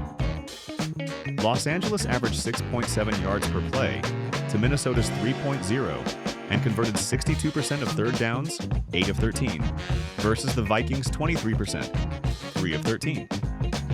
The Chargers were perfect in the red zone, scoring touchdowns on all 4 trips, while the Vikings managed just 1 touchdown in 3 red zone possessions, 33%. Los Angeles allowed 2 sacks while recording 5, and held a significant advantage in time of possession, approximately 35 minutes to Minnesota's 25. The Chargers' overall drive success rate was 58%, compared to the Vikings' 27%, a difference that perfectly encapsulated the tilt in field control and consistency. Composite Analytical Takeaways. The Chargers posted a net expected points added differential of plus 0.54 per play, combining a plus 0.26 offensive EPA with a minus 0.28 defensive EPA allowed. Minnesota did not record a single drive over 40 yards until the final minutes of the game.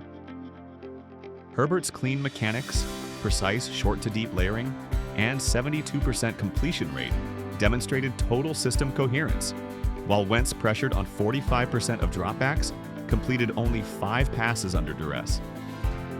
The Chargers' top 3 pass catchers, McConkey-Gadsden-Allen, averaged 14.4 yards per catch, while the Vikings' top trio of Jefferson, Addison, and Hawkinson averaged 10.8. In the run game, Los Angeles generated 207 yards on 43 carries, converting 56% of rushing attempts into successful plays. Minnesota produced just 34 yards on 11 carries, with only 2 successful rushes. The Chargers' hybrid defensive front, led by Mack, Tuipulotu, Tart, and Higbee, produced 5 sacks and 8 hits, while the Vikings' defensive front failed to contain Herbert, allowing him 2.7 seconds on average per throw, compared to Wentz's pressured 2.3. Special teams and discipline further separated the two teams. The Chargers' clean execution, 0 punts, and 0 fumbles underscored comprehensive efficiency. Dicker's reliability and 9-point margin on special teams complemented the offense's sustained scoring and the defense's containment. Final team index scores. On a normalized scale of 0 to 100, the Chargers' offensive efficiency index was 91 compared to the Vikings' 48, a 43-point advantage. The defensive performance index was 88 to 52 plus 36, the special team stability index 84 to 61 plus 23, and the overall composite score 88.0 to 53.7, a 34.3-point differential representing elite level separation. Final summary.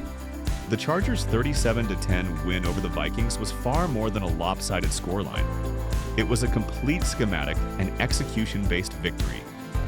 Herbert's high-precision passing, Vidal's dominant ground production, and a suffocating defensive front defined a balanced offensive and defensive ecosystem. The Vikings' offense was reduced to 3 yards per play and just 164 total yards, their lowest output of the 2025 season. Under head coach Jim Harbaugh, Los Angeles executed one of its most complete performances to date. Surgical on offense, airtight on defense, and flawless on special teams. A textbook demonstration of modern complementary football. The Los Angeles Chargers' 37-10 victory over the Minnesota Vikings in Week 8 of the 2025 season was a complete display of balance and execution across offense, defense, and special teams. By integrating ESPN's game leaders data with advanced player grades, this analysis presents a unified picture of how the Chargers controlled every phase of play. Game leaders overview. The performance gap between the two teams was stark across all statistical categories. At quarterback, Justin Herbert completed 18 of 25 passes, 72%, for 227 yards, 3 touchdowns, and 1 interception, producing a 122.8 passer rating and a 96.2 total quarterback rating, QBR. In contrast, Minnesota's Carson Wentz went 15 of 27, 56%, for 144 yards, 1 touchdown, and 1 interception, finishing with a 67.5 passer rating and a 27.3 QBR. Herbert's precision, timing, and field command gave the Chargers an 83-yard passing advantage and 3 more touchdowns through the air. On the ground, running back Vidal led all rushers with 117 yards on 23 carries, 5.1-yard average, and 1 touchdown, outgaining the Vikings' top runner, Xavier Scott, who managed only 16 yards on 2 carries. Through the air, wide receiver Lad McConkey paced the Chargers with 6 receptions for 88 yards and a touchdown, surpassing Minnesota's Justin Jefferson, who had 7 catches for 74 yards. McConkey's 14.7 yards per reception outperformed Jefferson's 10.6, illustrating Los Angeles' superior vertical and intermediate passing efficiency. Defensively, Chargers lineman Justin Higbee registered 2 sacks, doubling the total of Minnesota's top pass rusher, Jonathan Allen. Linebacker Blake Cashman led the Vikings with 11 tackles, but efficiency favored the Chargers defenders, who made fewer tackles due to superior control and shorter defensive series. Offensive comparison: the Chargers dominated every offensive metric. Herbert completed 72% of his passes for 227 yards, 3 touchdowns, and 1 interception, while Wentz completed 56% for 144 yards, 1 touchdown, and 1 interception. Herbert's deep and intermediate rhythm allowed Los Angeles to sustain drives and exploit Minnesota's coverage rotations. The Chargers' running game added 207 yards on 43 carries, 4.8 yards per attempt, and 1 touchdown, while the Vikings managed just 34 yards on 11 carries, 3.1-yard average. Los Angeles generated an estimated 2.6 yards before contact per rush, while the Vikings' running backs were consistently hit at the line of scrimmage. In the receiving game, the Chargers recorded 18 receptions for 227 yards, 12.6 yards per catch, and 3 touchdowns compared to Minnesota's 18 receptions for 157 yards, 8.7 yards per catch, and 1 touchdown. Los Angeles outgained Minnesota by 70 yards through the air and produced twice as many touchdowns. The Chargers' estimated offensive expected points added, EPA per play, was plus 0.26, compared to the Vikings' minus 0.31, reflecting a schematic and executional advantage that maximized efficiency. On third down, Los Angeles converted 8 of 13 attempts, 62%, while Minnesota managed only 3 of 13, 23%, as Wentz frequently faced third and long situations. Herbert's offensive consistency mirrored his advanced grades, with an 80.4 overall offensive score translating directly to his passer rating and EPA output. Vidal's 5.1-yard rushing average aligned with his 80.7 rushing grade, reinforcing Los Angeles' early down efficiency. Defensive impact: the Chargers' defensive front overwhelmed Minnesota's offensive line, recording 5 sacks, 2 each from Justin Higbee and Khalil Mack, and 1 from Tuli Tuipulotu, compared to the Vikings' 2, 1 apiece from Allen and Jonathan Greenard. The Chargers' 11.6% sack rate held Wentz to a completion percentage below 60%, while Minnesota's limited pass rush allowed Herbert to maintain rhythm and extend plays. Although both teams registered 8 quarterback hits, the Chargers converted more of them into drive-ending plays. Los Angeles also produced 7 tackles for loss and 7 passes defended, illustrating balanced disruption from front to back. The Vikings' defense, while managing 10 tackles for loss, failed to translate penetration into meaningful stops, allowing consistent scoring drives. Both teams recorded 1 interception, Mickens for the Chargers and Metellus for the Vikings, but only Los Angeles turned its takeaway into points. Top defenders for the Chargers included cornerback Cam Hart, who deflected 4 passes, linebacker Denzel Perryman, who controlled the middle of the field, and Higbee, who served as the central disruptor. For Minnesota, Cashman and linebacker Eric Wilson led in volume tackling, 11 and 10 respectively, but their high totals reflected extended defensive exposure rather than playmaking impact. Special teams performance: the Chargers' special teams unit provided yet another layer of dominance. Kicker Cameron Dicker converted 3 of 4 field goals, long of 45 yards, and all 4 extra points, totaling 13 points. Minnesota's Will Reichard made one of 2 field goals, long of 54 yards, and 1 extra point for 4 total points, giving Dicker and the Chargers a 9-point advantage on special teams alone.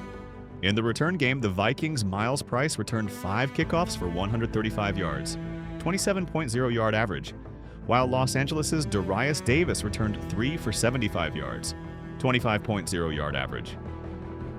Price's higher yardage stemmed from repeated opportunities following Chargers touchdowns. Minnesota punted 4 times for an average of 46 yards per punt, with 3 landing inside the 20-yard line. The Chargers, on the other hand, never punted, underscoring their offensive perfection and complete control of game tempo. R.J. Mickens' interception and 15-yard return contributed an additional 4 expected points added through field position improvement. Team efficiency metrics: Los Angeles controlled the game in every statistical category. The Chargers outgained the Vikings 419 yards to 164 plus 255 differential and averaged 6.7 yards per play, compared to Minnesota's 3.0 plus 3.7 differential. In the red zone, the Chargers were flawless, converting all 4 possessions into touchdowns, 100%, while the Vikings managed just 1 of 3, 33%. Time of possession heavily favored Los Angeles, 35 minutes and 2 seconds to 24 minutes and 58 seconds. And explosive plays further highlighted the difference. The Chargers recorded 6 plays of 20 yards or more, while the Vikings had only 1. The sack differential plus 3 translated directly to the net expected points added gap. Key player highlights: Herbert's performance was a masterclass in timing and anticipation, posting a 122.8 passer rating and adding more than 8 expected points to the Chargers' offensive total. Vidal was equally dominant, rushing for 117 yards and averaging 5.1 yards per carry, while punishing light defensive boxes. McConkey's 6 receptions for 88 yards and a touchdown were achieved on high motion usage and a remarkable 83% success rate. On defense, Higbee was the linchpin, registering 2 sacks and 3 quarterback hits, while Mickens' interception and return shifted early momentums. For Minnesota, Jefferson was the lone offensive weapon, accounting for 47% of the Vikings' total yardage. Edge rushers Greenard and Allen each notched 1 sack, but had limited influence against 70 total Chargers snaps. Wentz's QBR of 27.3 reflected a performance restricted to short area throws and ineffectiveness against disguised coverage. Phase Performance Index: when normalized to a 0 to 100 scale, the Chargers graded at 91 offensively, 88 defensively, and 84 on special teams, for an overall composite score of 88.0. The Vikings scored 48, 52, and 61 in those same categories, producing a differential of plus 34.3 points, a margin that signifies elite, multi-phase execution rarely achieved in professional football. Final synthesis: the Chargers delivered one of the most complete performances of the 2025 season. Offensively, they produced 419 total yards, punted 0 times, and scored touchdowns on all 4 red zone trips. Defensively, they recorded 5 sacks, 8 quarterback hits, and allowed only 164 total yards. On special teams, Dicker's reliability and Mickens' turnover sealed the advantage. The Vikings, meanwhile, unraveled on both sides of the ball. Wentz's inefficiency, porous interior protection, and an overextended defense resulted in their lowest expected points, added per play output of the year at negative 0.31. In conclusion, the Chargers outclassed the Vikings across every measurable metric: yardage, efficiency, turnover differential, red zone execution, and overall discipline. Herbert's offense never punted. The defense produced 5 sacks from 4 different players, and the special teams outscored Minnesota by 9 points. It was a textbook example of complementary football, demonstrating how balance, precision, and situational mastery translate into complete team dominance. The Los Angeles Chargers' 37-10 victory over the Minnesota Vikings in Week 8 of the 2025 season stands as one of the most statistically dominant and structurally complete performances of the year. By combining player grades, full box score statistics from ESPN, and advanced efficiency metrics, The final integrated analysis paints a comprehensive picture of how the Chargers controlled every phase of the game: offense, defense, and special teams at an elite level. Core team statistical comparison: the Chargers dominated every major team metric. Los Angeles produced 29 first downs compared to Minnesota's 12, more than doubling their total. Herbert's passing efficiency accounted for 13 passing first downs, while the ground game, led by Vidal's 117 rushing yards, generated 14 rushing first downs to the Vikings' single one. On third down, the Chargers converted 9 of 13 attempts, 69%, a top-tier league rate for a single game, while the Vikings converted only 3 of 11, 27%, a 42-point gap that reflected drive sustainability. Los Angeles ran 70 total offensive plays to Minnesota's 47, a plus 23 play advantage, and gained 419 total yards to the Vikings' 164, resulting in a plus 255-yard differential. The Chargers averaged 6.0 yards per play, nearly double the Vikings' 3.5, and averaged 7.9 yards per pass compared to Minnesota's 3.6.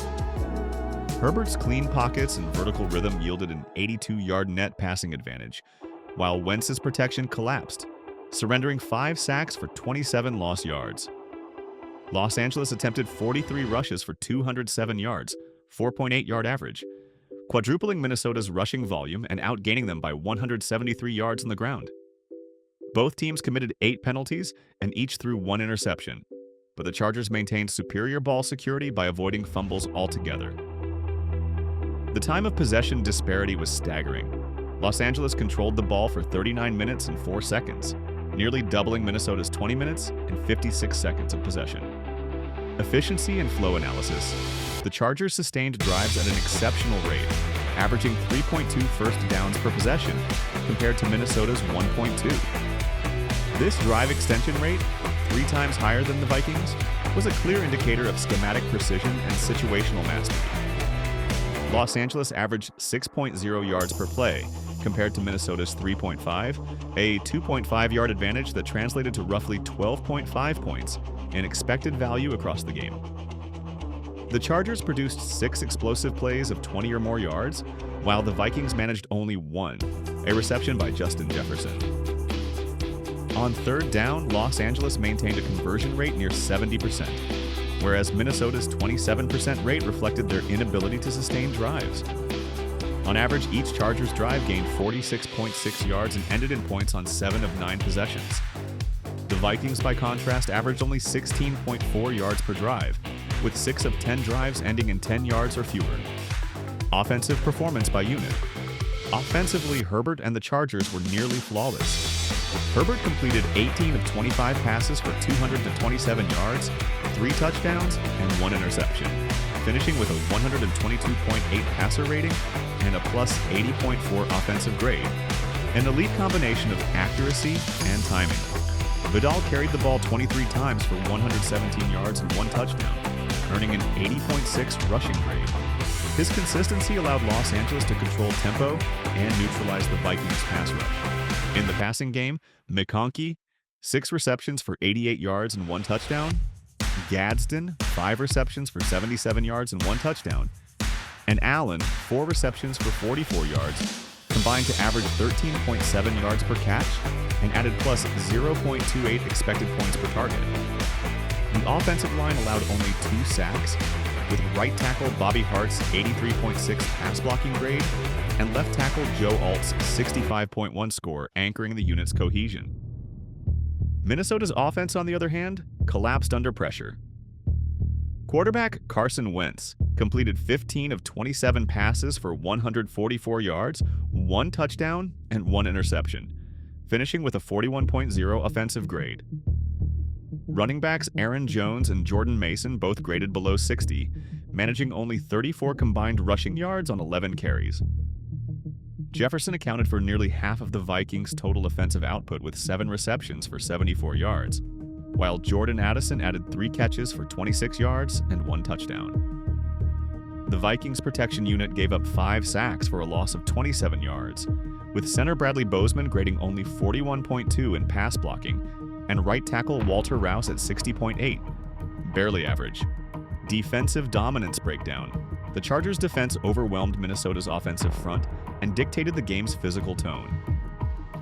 Los Angeles recorded 5 sacks, 2 from Higbee, 2 from Mack, 1 from Tuipulotu, compared to the Vikings' 2 from Allen and Greenard. The Chargers generated an 11.6% sack rate, forcing Wentz to complete under 60% of his passes. Both defenses logged 8 quarterback hits, but Los Angeles turned pressure into drive-ending results, while Minnesota's efforts failed to halt momentum. The Vikings produced 10 tackles for loss, but most occurred late in the game when the outcome was already decided. Los Angeles forced 7 passes defended, 3 from cornerback Cam Hart, and 1 interception returned 15 yards by safety R.J. Mickens. Defensive tackle Tier Tart earned a 78.8 run defense grade, holding the Vikings to just 1.1 yards before contact per attempt and closing interior gaps effectively. Special teams and turnovers. The Chargers continued their mastery on special teams. Kicker Cameron Dicker went 3 for 4 on field goals and 4 for 4 on extra points, totaling 13 points. Minnesota's Will Reichard, by comparison, made 1 of 2 field goals and 1 extra point for 4 total points. Darius Davis returned 3 kickoffs for 75 yards, while the Vikings' Miles Price returned 5 for 135 yards, his volume inflated by repeated kickoffs following Chargers scoring drives. Minnesota punted 4 times for an average of 46 yards, placing 3 inside the 20, whereas Los Angeles did not punt once, an extremely rare marker of offensive efficiency. Each team recorded 1 interception. Mickens' 15-yard return created a field position swing that led directly to a scoring drive, while Metellus' interception for Minnesota produced no points, efficiency and expected points. Added, the Chargers' overall efficiency metrics were elite. Offensively, they generated plus 0.26 expected points added per play, while their defense allowed minus 0.28 EPA per play. Special teams added plus 0.08 EPA, giving the team a combined EPA differential of plus 1.26, placing them in the top 1% of single-game efficiency across the league. At halftime, that differential equated to a 98.9% win probability. Composite takeaways. The Chargers displayed total structural dominance by doubling Minnesota's first downs, total yards, and time of possession while maintaining a clean turnover record. The quarterback gap defined the contest. Herbert's 96.2 total quarterback rating versus Wentz's 27.3 represented a 68.9 point efficiency differential, the second largest of any game in 2025 through Week 8. The rushing imbalance shaped the flow of the game. Los Angeles gained 207 yards on 43 carries, compared to Minnesota's 34 on 11 carries, a 173-yard difference that produced nearly 14 additional minutes of possession. Pass protection was also decisive. The Chargers allowed 2 sacks while the Vikings gave up 5. Herbert was pressured on only 19% of dropbacks, while Wentz faced pressure on 44%. Defensively, Los Angeles' front 4 generated all 5 sacks without blitzing, preserving coverage structure, whereas Minnesota blitzed on 36% of snaps and achieved less than 10% disruption.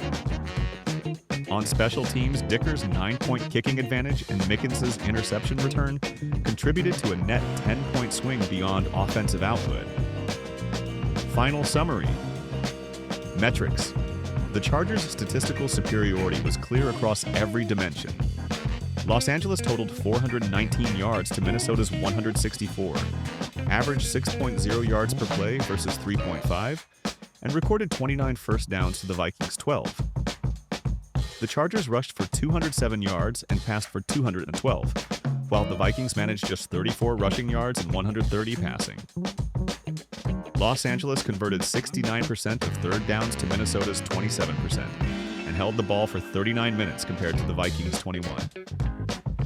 The Chargers posted 5 sacks, allowed only 2, and converted 3 of 4 red zone trips, while Minnesota scored once in 1 red zone appearance.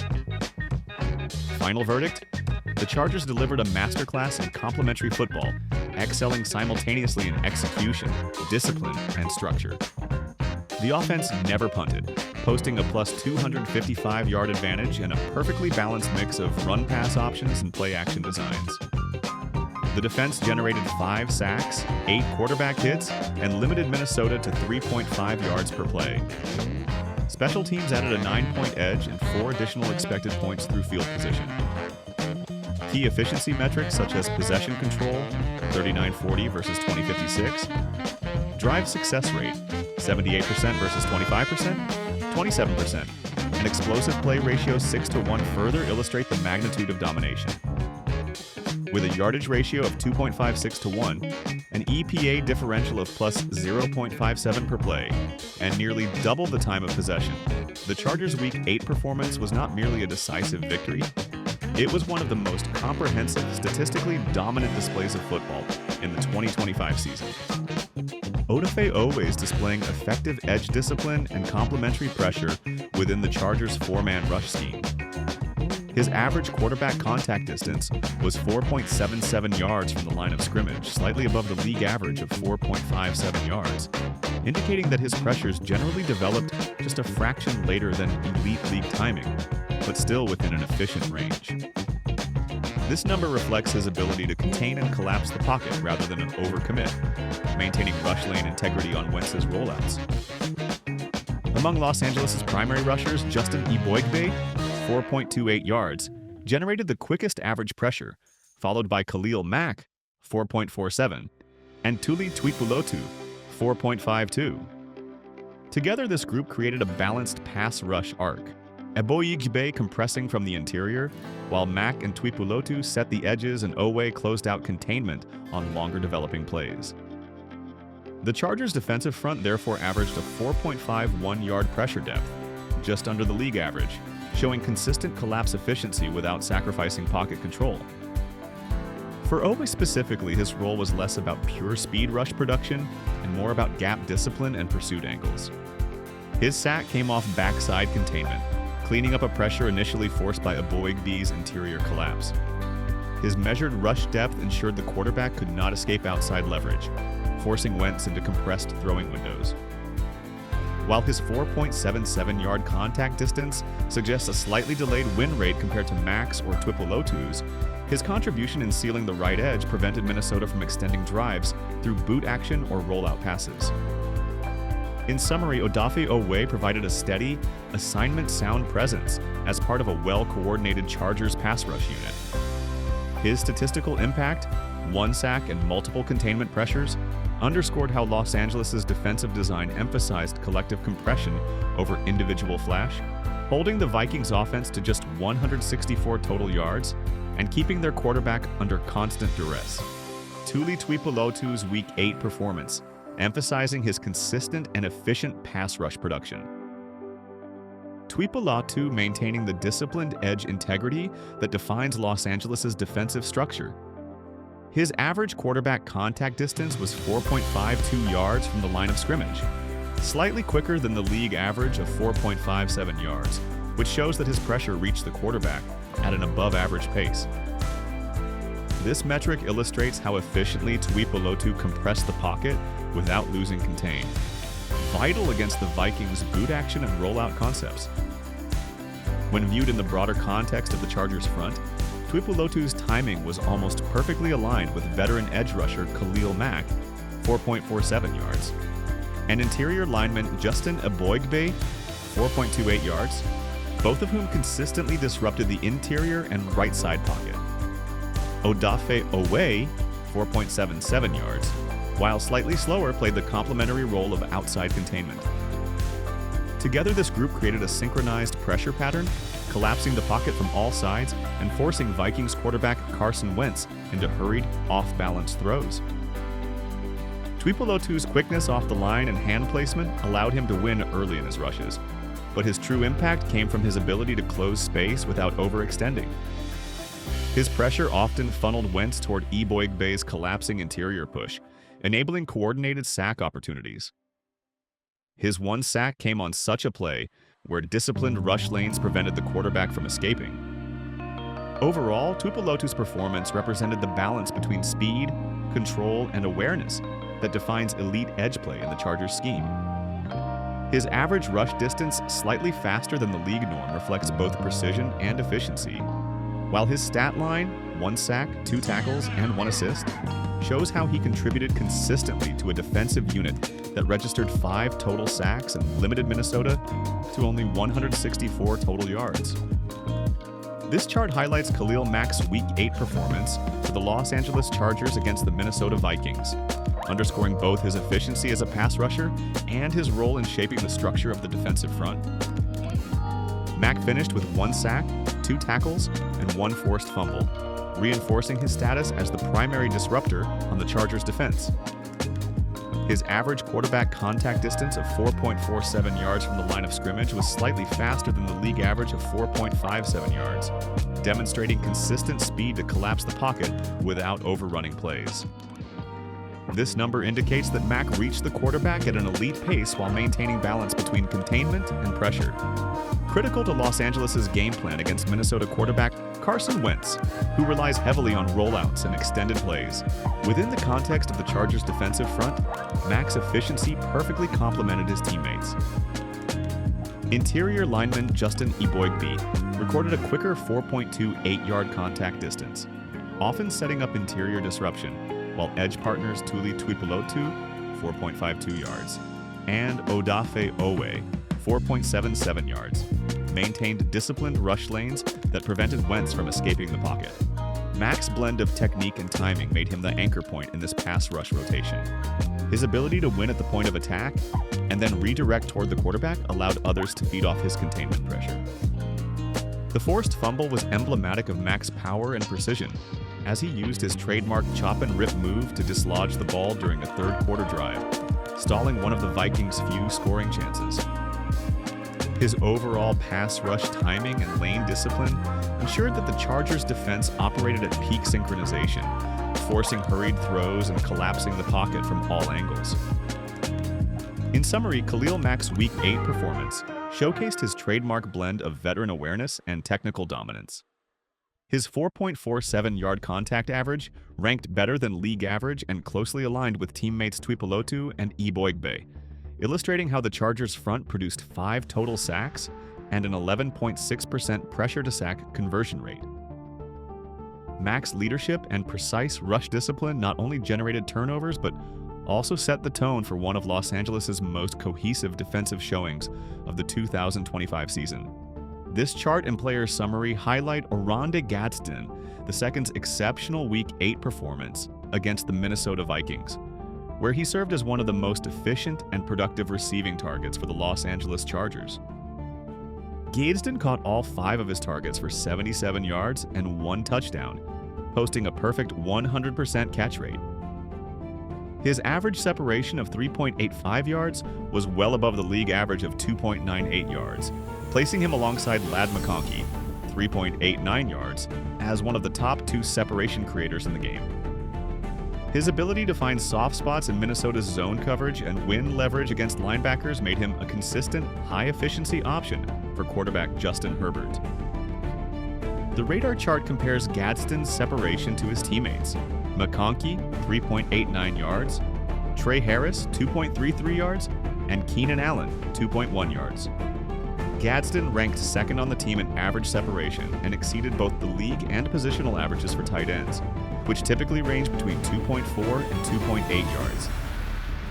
This performance showcased how the Chargers used him as a hybrid tight end slot receiver, maximizing his size advantage while maintaining route precision, more typical of a wideout. Gadsden's 77 receiving yards came from intermediate and seam routes that attacked Minnesota's linebackers and safeties in coverage, particularly between 10 and 20 yards downfield. His touchdown catch was a direct result of this mismatch exploitation. Herbert isolated him against a slower coverage defender, and Gadsden's clean release and 3.85-yard separation margin gave him an uncontested window. In addition to his efficiency, Gadsden's yards after catch production was notable. His 5.9 yards after catch per reception slightly exceeded his expected mark, 5.8, demonstrating that he not only created space at the root stem but also added value after securing the ball. This combination of route discipline, athletic separation, and post-catch control positioned him as a key complement to McConkey's slot production and Allen's timing routes.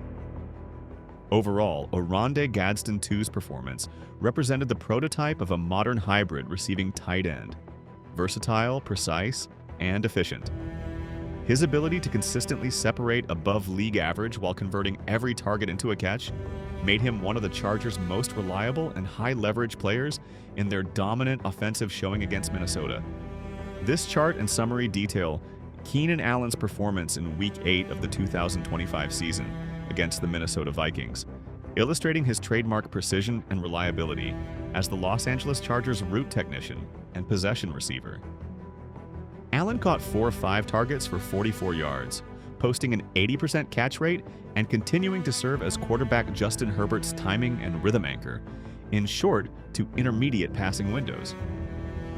His average separation of 2.1 yards was below both the league average of 2.98 yards and that of his teammates Ladd McConkey, 3.89 yards, and Gadsden-Allen, 3.85 yards. However, this tighter coverage profile reflects Allen's role in high-traffic, short area routes, particularly on third downs, where he relies on leverage, precision, and anticipation rather than raw speed to create throwing windows. The radar visualization shows how Allen's separation sits at the bottom end of the Chargers' receiving core, but that is consistent with his usage pattern. While McConkey and Gadsden stretched the Vikings' zones vertically, Allen occupied the underneath spaces, working option and stick routes to maintain Herbert's tempo. His ability to win with technique rather than distance is what keeps the Chargers' passing structure efficient and on schedule. Allen's 44 yards on 4 receptions averaged 11.0 yards per catch, all coming on possession-oriented plays that sustained drives rather than generating explosive gains. Although he did not record a touchdown, his consistency in short to intermediate areas was critical for Los Angeles' 9 of 13 third down conversion rate, 69%. Allen's timing with Herbert allowed for fast read-and-release completions against Minnesota's disguised coverages, neutralizing pressure and extending drives. In short, Keenan Allen's Week 8 performance embodied his veteran reliability and tactical mastery. His separation metrics may trail his teammates statistically, but his impact lies in precision and situational efficiency. By consistently winning tight window routes and maintaining drive continuity, Allen reinforced his role as the Chargers' foundational chain mover and Herbert's most trusted possession receiver in an offense built on spacing and timing precision. This chart and summary highlight Trey Harris's Week 8 performance for the Los Angeles Chargers against the Minnesota Vikings. A small but efficient showing that reflected his situational precision within the team's red zone and short area passing structure. Harris caught 2 passes on 2 targets for 8 yards and 1 touchdown, producing a 100% catch rate. His average separation of 2.33 yards was below the league average of 2.98 yards, yet consistent with his role as a compact, physical route runner who operates effectively in congested areas near the goal line. His ability to win on leverage and body positioning made him a reliable target for quarterback Justin Herbert on timing-based plays. In the context of the Chargers' receiving core, Harris's separation ranked 3rd among the team's primary pass catchers, behind Ladd McConkey, 3.89 yards, and Gadsden, 3.85 yards, and just ahead of Keenan Allen, 2.1 yards.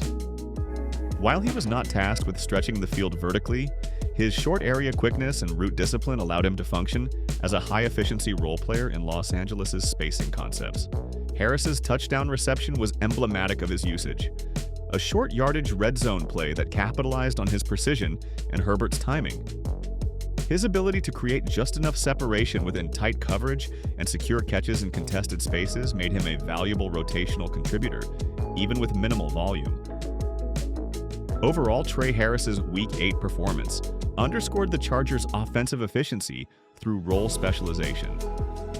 While his numbers were modest, his perfect catch rate and red zone reliability complemented the explosive production of McConkey and Gadsden. Harris's consistency on limited targets reinforced Los Angeles' depth and balance in an offense built on timing, precision, and schematic spacing. This chart and summary highlight Justin Higbee dominant Week 8 performance against the Minnesota Vikings, emphasizing his efficiency and quickness as an interior disruptor for the Los Angeles Chargers, Higbee finished the game with 2 sacks, 2 tackles, and 1 assist, marking one of his most productive outings of the season. His average quarterback contact distance was 4.28 yards from the line of scrimmage, well ahead of the league average of 4.57 yards. This indicates that he consistently reached the quarterback faster than the typical NFL pass rusher, a sign of both strong initial burst and effective hand placement to win interior battles.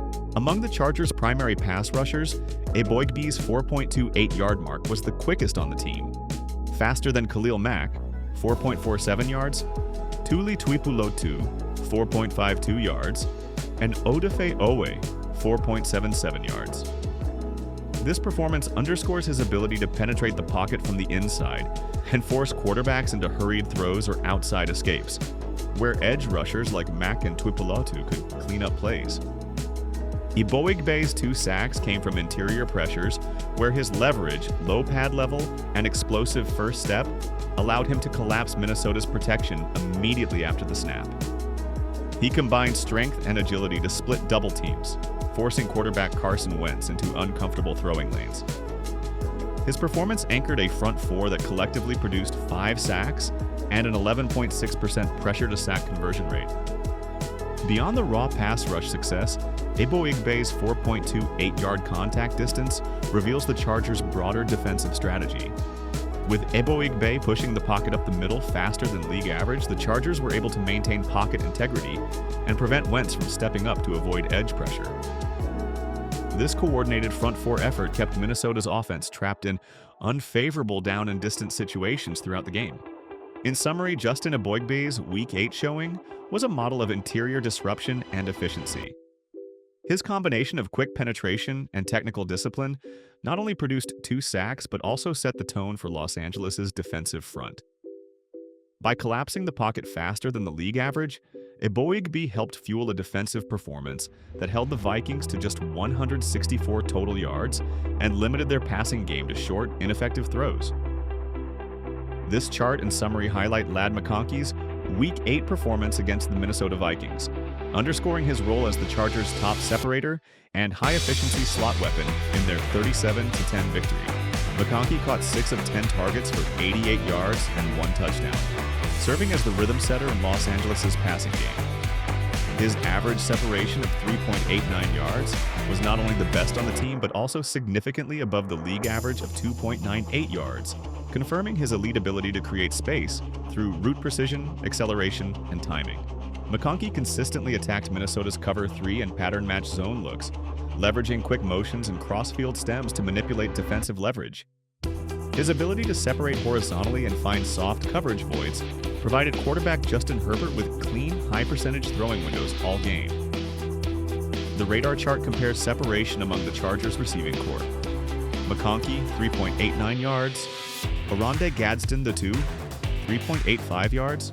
Trey Harris, 2.33 yards. And Keenan Allen, 2.1 yards. McConkey's performance set the standard, complementing Gadsden's vertical mismatches and Allen's precision underneath routes. His spacing efficiency not only allowed him to lead the team in receiving yards, but also freed up Gadsden and Allen to attack secondary zones. McConkey's touchdown encapsulated his tactical impact. On the play, he used motion to draw linebacker rotation, broke off the route cleanly, and converted a red zone target into a score. His 60% catch rate came primarily on high-difficulty intermediate throws, where timing between him and Herbert was impeccable. The 88 receiving yards included both key third-down conversions and explosive gains that extended drives, contributing to Los Angeles' 9 for 13 third-down success rate. In total, Ladd McConkey's outing exemplified his growing importance as the Chargers' motion-based separator.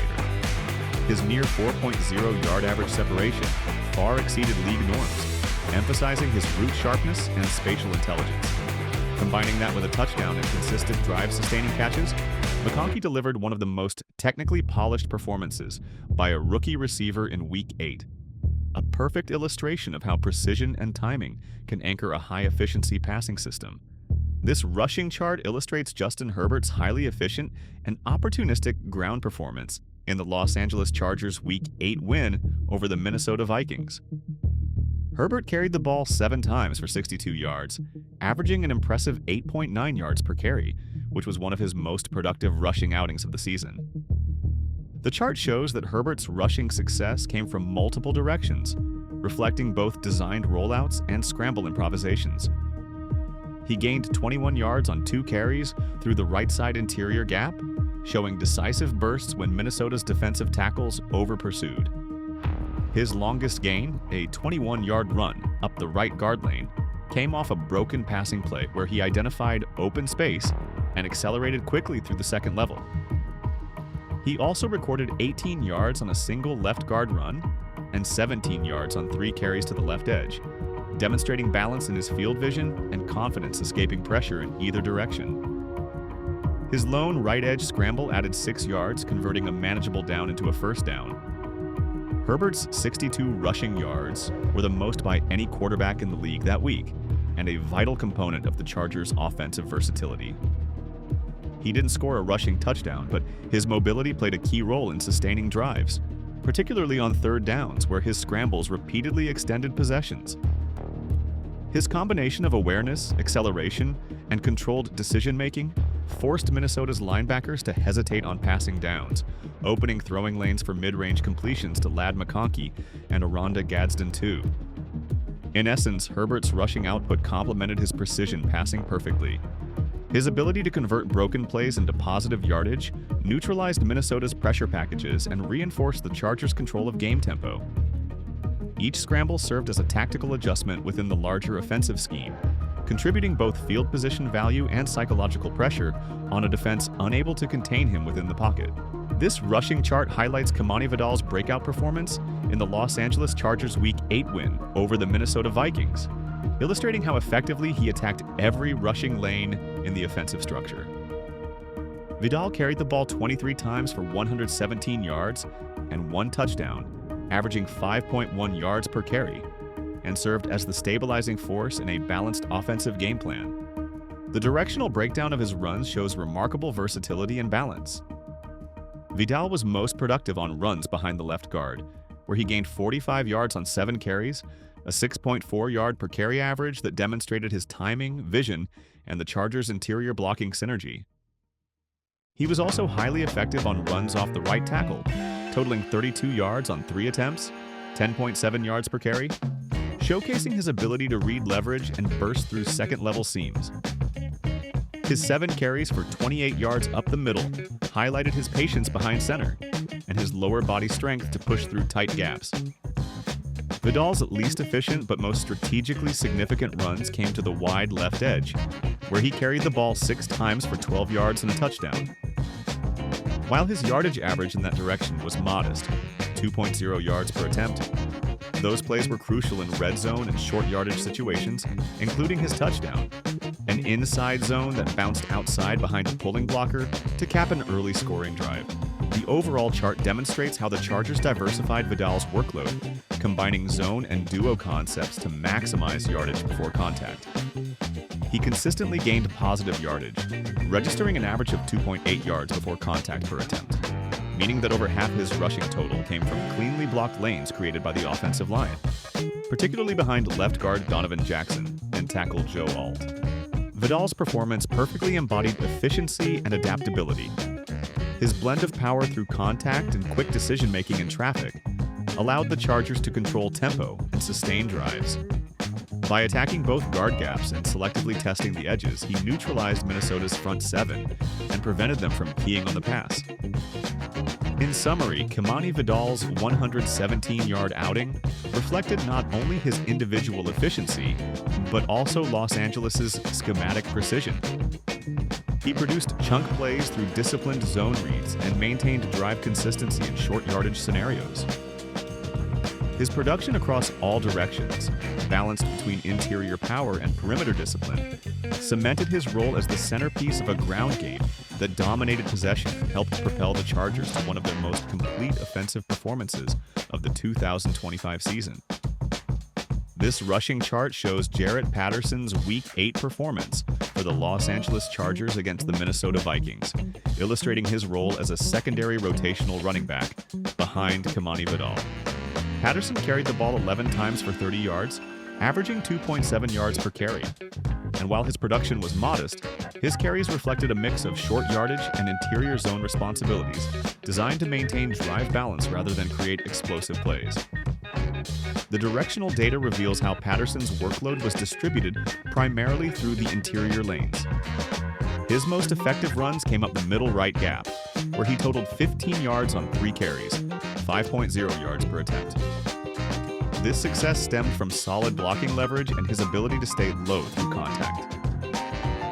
Patterson also managed 13 yards on 5 carries behind the left guard, though the efficiency was limited, 2.6 yards per attempt, as most of those runs came in predictable rushing situations. Conversely, his attempts to the edges were less productive. 2 carries for 0 yards off left tackle and 1 carry for 2 yards off right tackle, indicating a lack of burst to exploit outside runs. Overall, Patterson's performance was serviceable but unspectacular. He was clearly deployed as a short yardage runner or to spell Vidal on early downs. His vision allowed for occasional positive yardage in tight spaces, but his lack of acceleration and ability to create beyond the blocking design limited his explosiveness. Notably, he failed to generate any runs over 10 yards, and nearly half of his carries resulted in gains of 2 yards or fewer. In context, Patterson's 11 carries provided valuable rest for Vidal and helped sustain the Chargers' offensive balance in a game they controlled from start to finish. However, the data reaffirms his role as a situational runner rather than a dynamic backfield threat. While Vidal thrived by creating additional yards after contact and reading zone seams, Patterson's touches were utilitarian, absorbing short yardage snaps and ensuring consistent pacing without adding explosive upside. This passing chart provides a detailed breakdown of Justin Herbert's Week 8 performance against the Minnesota Vikings, showing both his precision and efficiency across all field zones. Herbert posting a 72% completion rate with a passer rating of 122.8. His ability to dissect coverage at all levels, short, intermediate, and deep, was central to the Chargers' offensive dominance. Herbert was especially sharp in the intermediate and deep middle sectors of the field, where he completed 6 of 6 passes for 71 yards and 1 touchdown between 10 to 20 yards and 1 of 1 for 40 yards beyond 20 yards in the same area. This region, where timing and anticipation are most critical, showed Herbert's elite comfort reading Minnesota's zone rotations and hitting receivers like McConkey and Gadsden-Allen in stride. His accuracy on these throws highlights both mechanical precision and trust in his receivers' route spacing. To the right side of the field, Herbert was nearly perfect, completing 1 of 1 passes beyond 20 yards for 27 yards and a touchdown, and 2 of 2 passes beyond the 20 yards for 27 yards and a touchdown. 2 throws behind the line of scrimmage for 17 yards, largely off screens and checkdowns. This side of the field was a key part of Los Angeles' quick game rhythm, often featuring McConkey and Gadsden in motion to stress Minnesota's linebackers and corners. In the intermediate left quadrant, 10 to 20 yards, Herbert completed 4 of 5 passes for 51 yards and 1 touchdown, with his lone interception occurring on an aggressive seam attempt that deflected off tight coverage. Despite that turnover, his high success rate in this range, over 80%, demonstrated his ability to attack Minnesota's rotating safeties with anticipation. Herbert's only below-average zones came on the short left and short middle throws, where he was 1 of 2, 4 yards, and 3 of 4, 17 yards respectively. These plays largely occurred in compressed coverage situations on early downs, where Minnesota's linebackers crowded the throwing lanes. However, he compensated for this with perfect execution in the short right area, completing 2 of 2 passes for 17 yards on quick reads and flat routes that neutralized Minnesota's edge pressure. In total, Herbert went 7 of 8 on throws between 10 to 20 yards, 87.5%, and 2 of 2 on deep throws beyond 20 yards, 100%, giving him a combined 90% completion rate on intermediate to deep passes, a hallmark of an elite quarterback performance. Strategically, this chart reveals how Los Angeles built its offensive plan around Herbert's strengths, vertical accuracy, and timing-based rhythm passing. The Chargers frequently used layered route combinations to open the middle zones, allowing Herbert to exploit Minnesota's linebackers in space. His poise under pressure, taking only 2 sacks despite multiple collapsing pockets, allowed the offense to maintain high efficiency, 6.7 yards per play, and extend drives. In summary, Justin Herbert's Week 8 performance was a near-flawless execution of modern pocket passing. His accuracy and situational awareness made him lethal between the numbers, and his ability to distribute the ball across multiple depths kept the Vikings defense off balance all game. 3 touchdowns, just 1 turnover, and an 18 of 25 completion line capture, exactly how Herbert transformed disciplined structure into explosive offensive efficiency. The Los Angeles Chargers emerged from Week 8 of the 2025 season as one of the NFL's most balanced and athletic teams, excelling in precision passing, defensive speed, and explosive playmaking.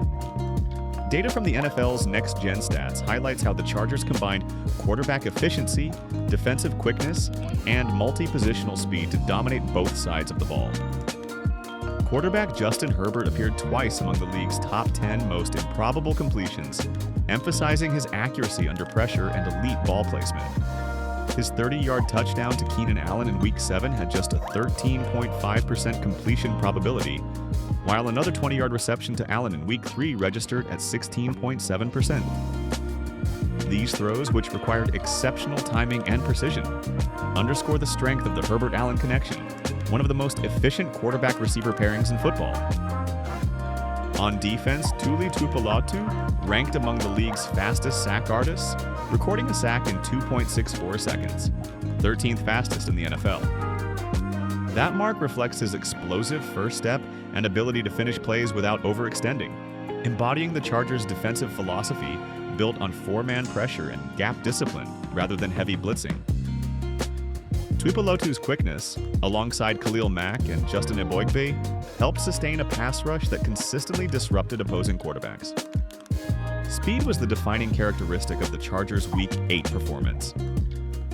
Ladd McConkey posted the fastest recorded speed in the NFL that week at 20.74 miles per hour on his 27-yard touchdown reception, exemplifying his acceleration and separation ability. Running back Vidal reached 18.63 miles per hour on a 9-yard rush and 16.61 miles per hour on a 21-yard carry, proving his burst through the second level. Justin Herbert appeared multiple times on the week's speed leaderboard, clocking 18.33 miles per hour, 17.86 miles per hour, and 17.45 miles per hour on scrambles, making him one of the league's most mobile quarterbacks. Veteran receiver Keenan Allen also registered 16.83 miles per hour on a 9-yard route, while tight end McConkey-Gadsden-Allen hit 16.36 miles per hour on a 40-yard catch and run, showcasing rare athleticism for his position. No other team in Week 8 featured as many players on the NFL's top 20 fastest ball carrier list. With 4 offensive skill players and their quarterback ranked among the league's fastest, the Chargers demonstrated elite athletic depth and field-stretching capability. The combination of Herbert's precision passing, Tuipulotu's quick pass rush timing, and the collective speed of McConkey, Vidal, and Gadsden reflects a team built around both technical execution and explosive play potential. In total, the Chargers' 2025 metrics reveal a franchise performing at an elite level across all dimensions. Herbert's improbable completions define their precision, Tuipulotu's sack timing highlights their defensive discipline, and McConkey's top-end speed encapsulates their offensive explosiveness. Together, these figures portray a Chargers team capable of overwhelming opponents through a rare blend of structure, speed, and efficiency,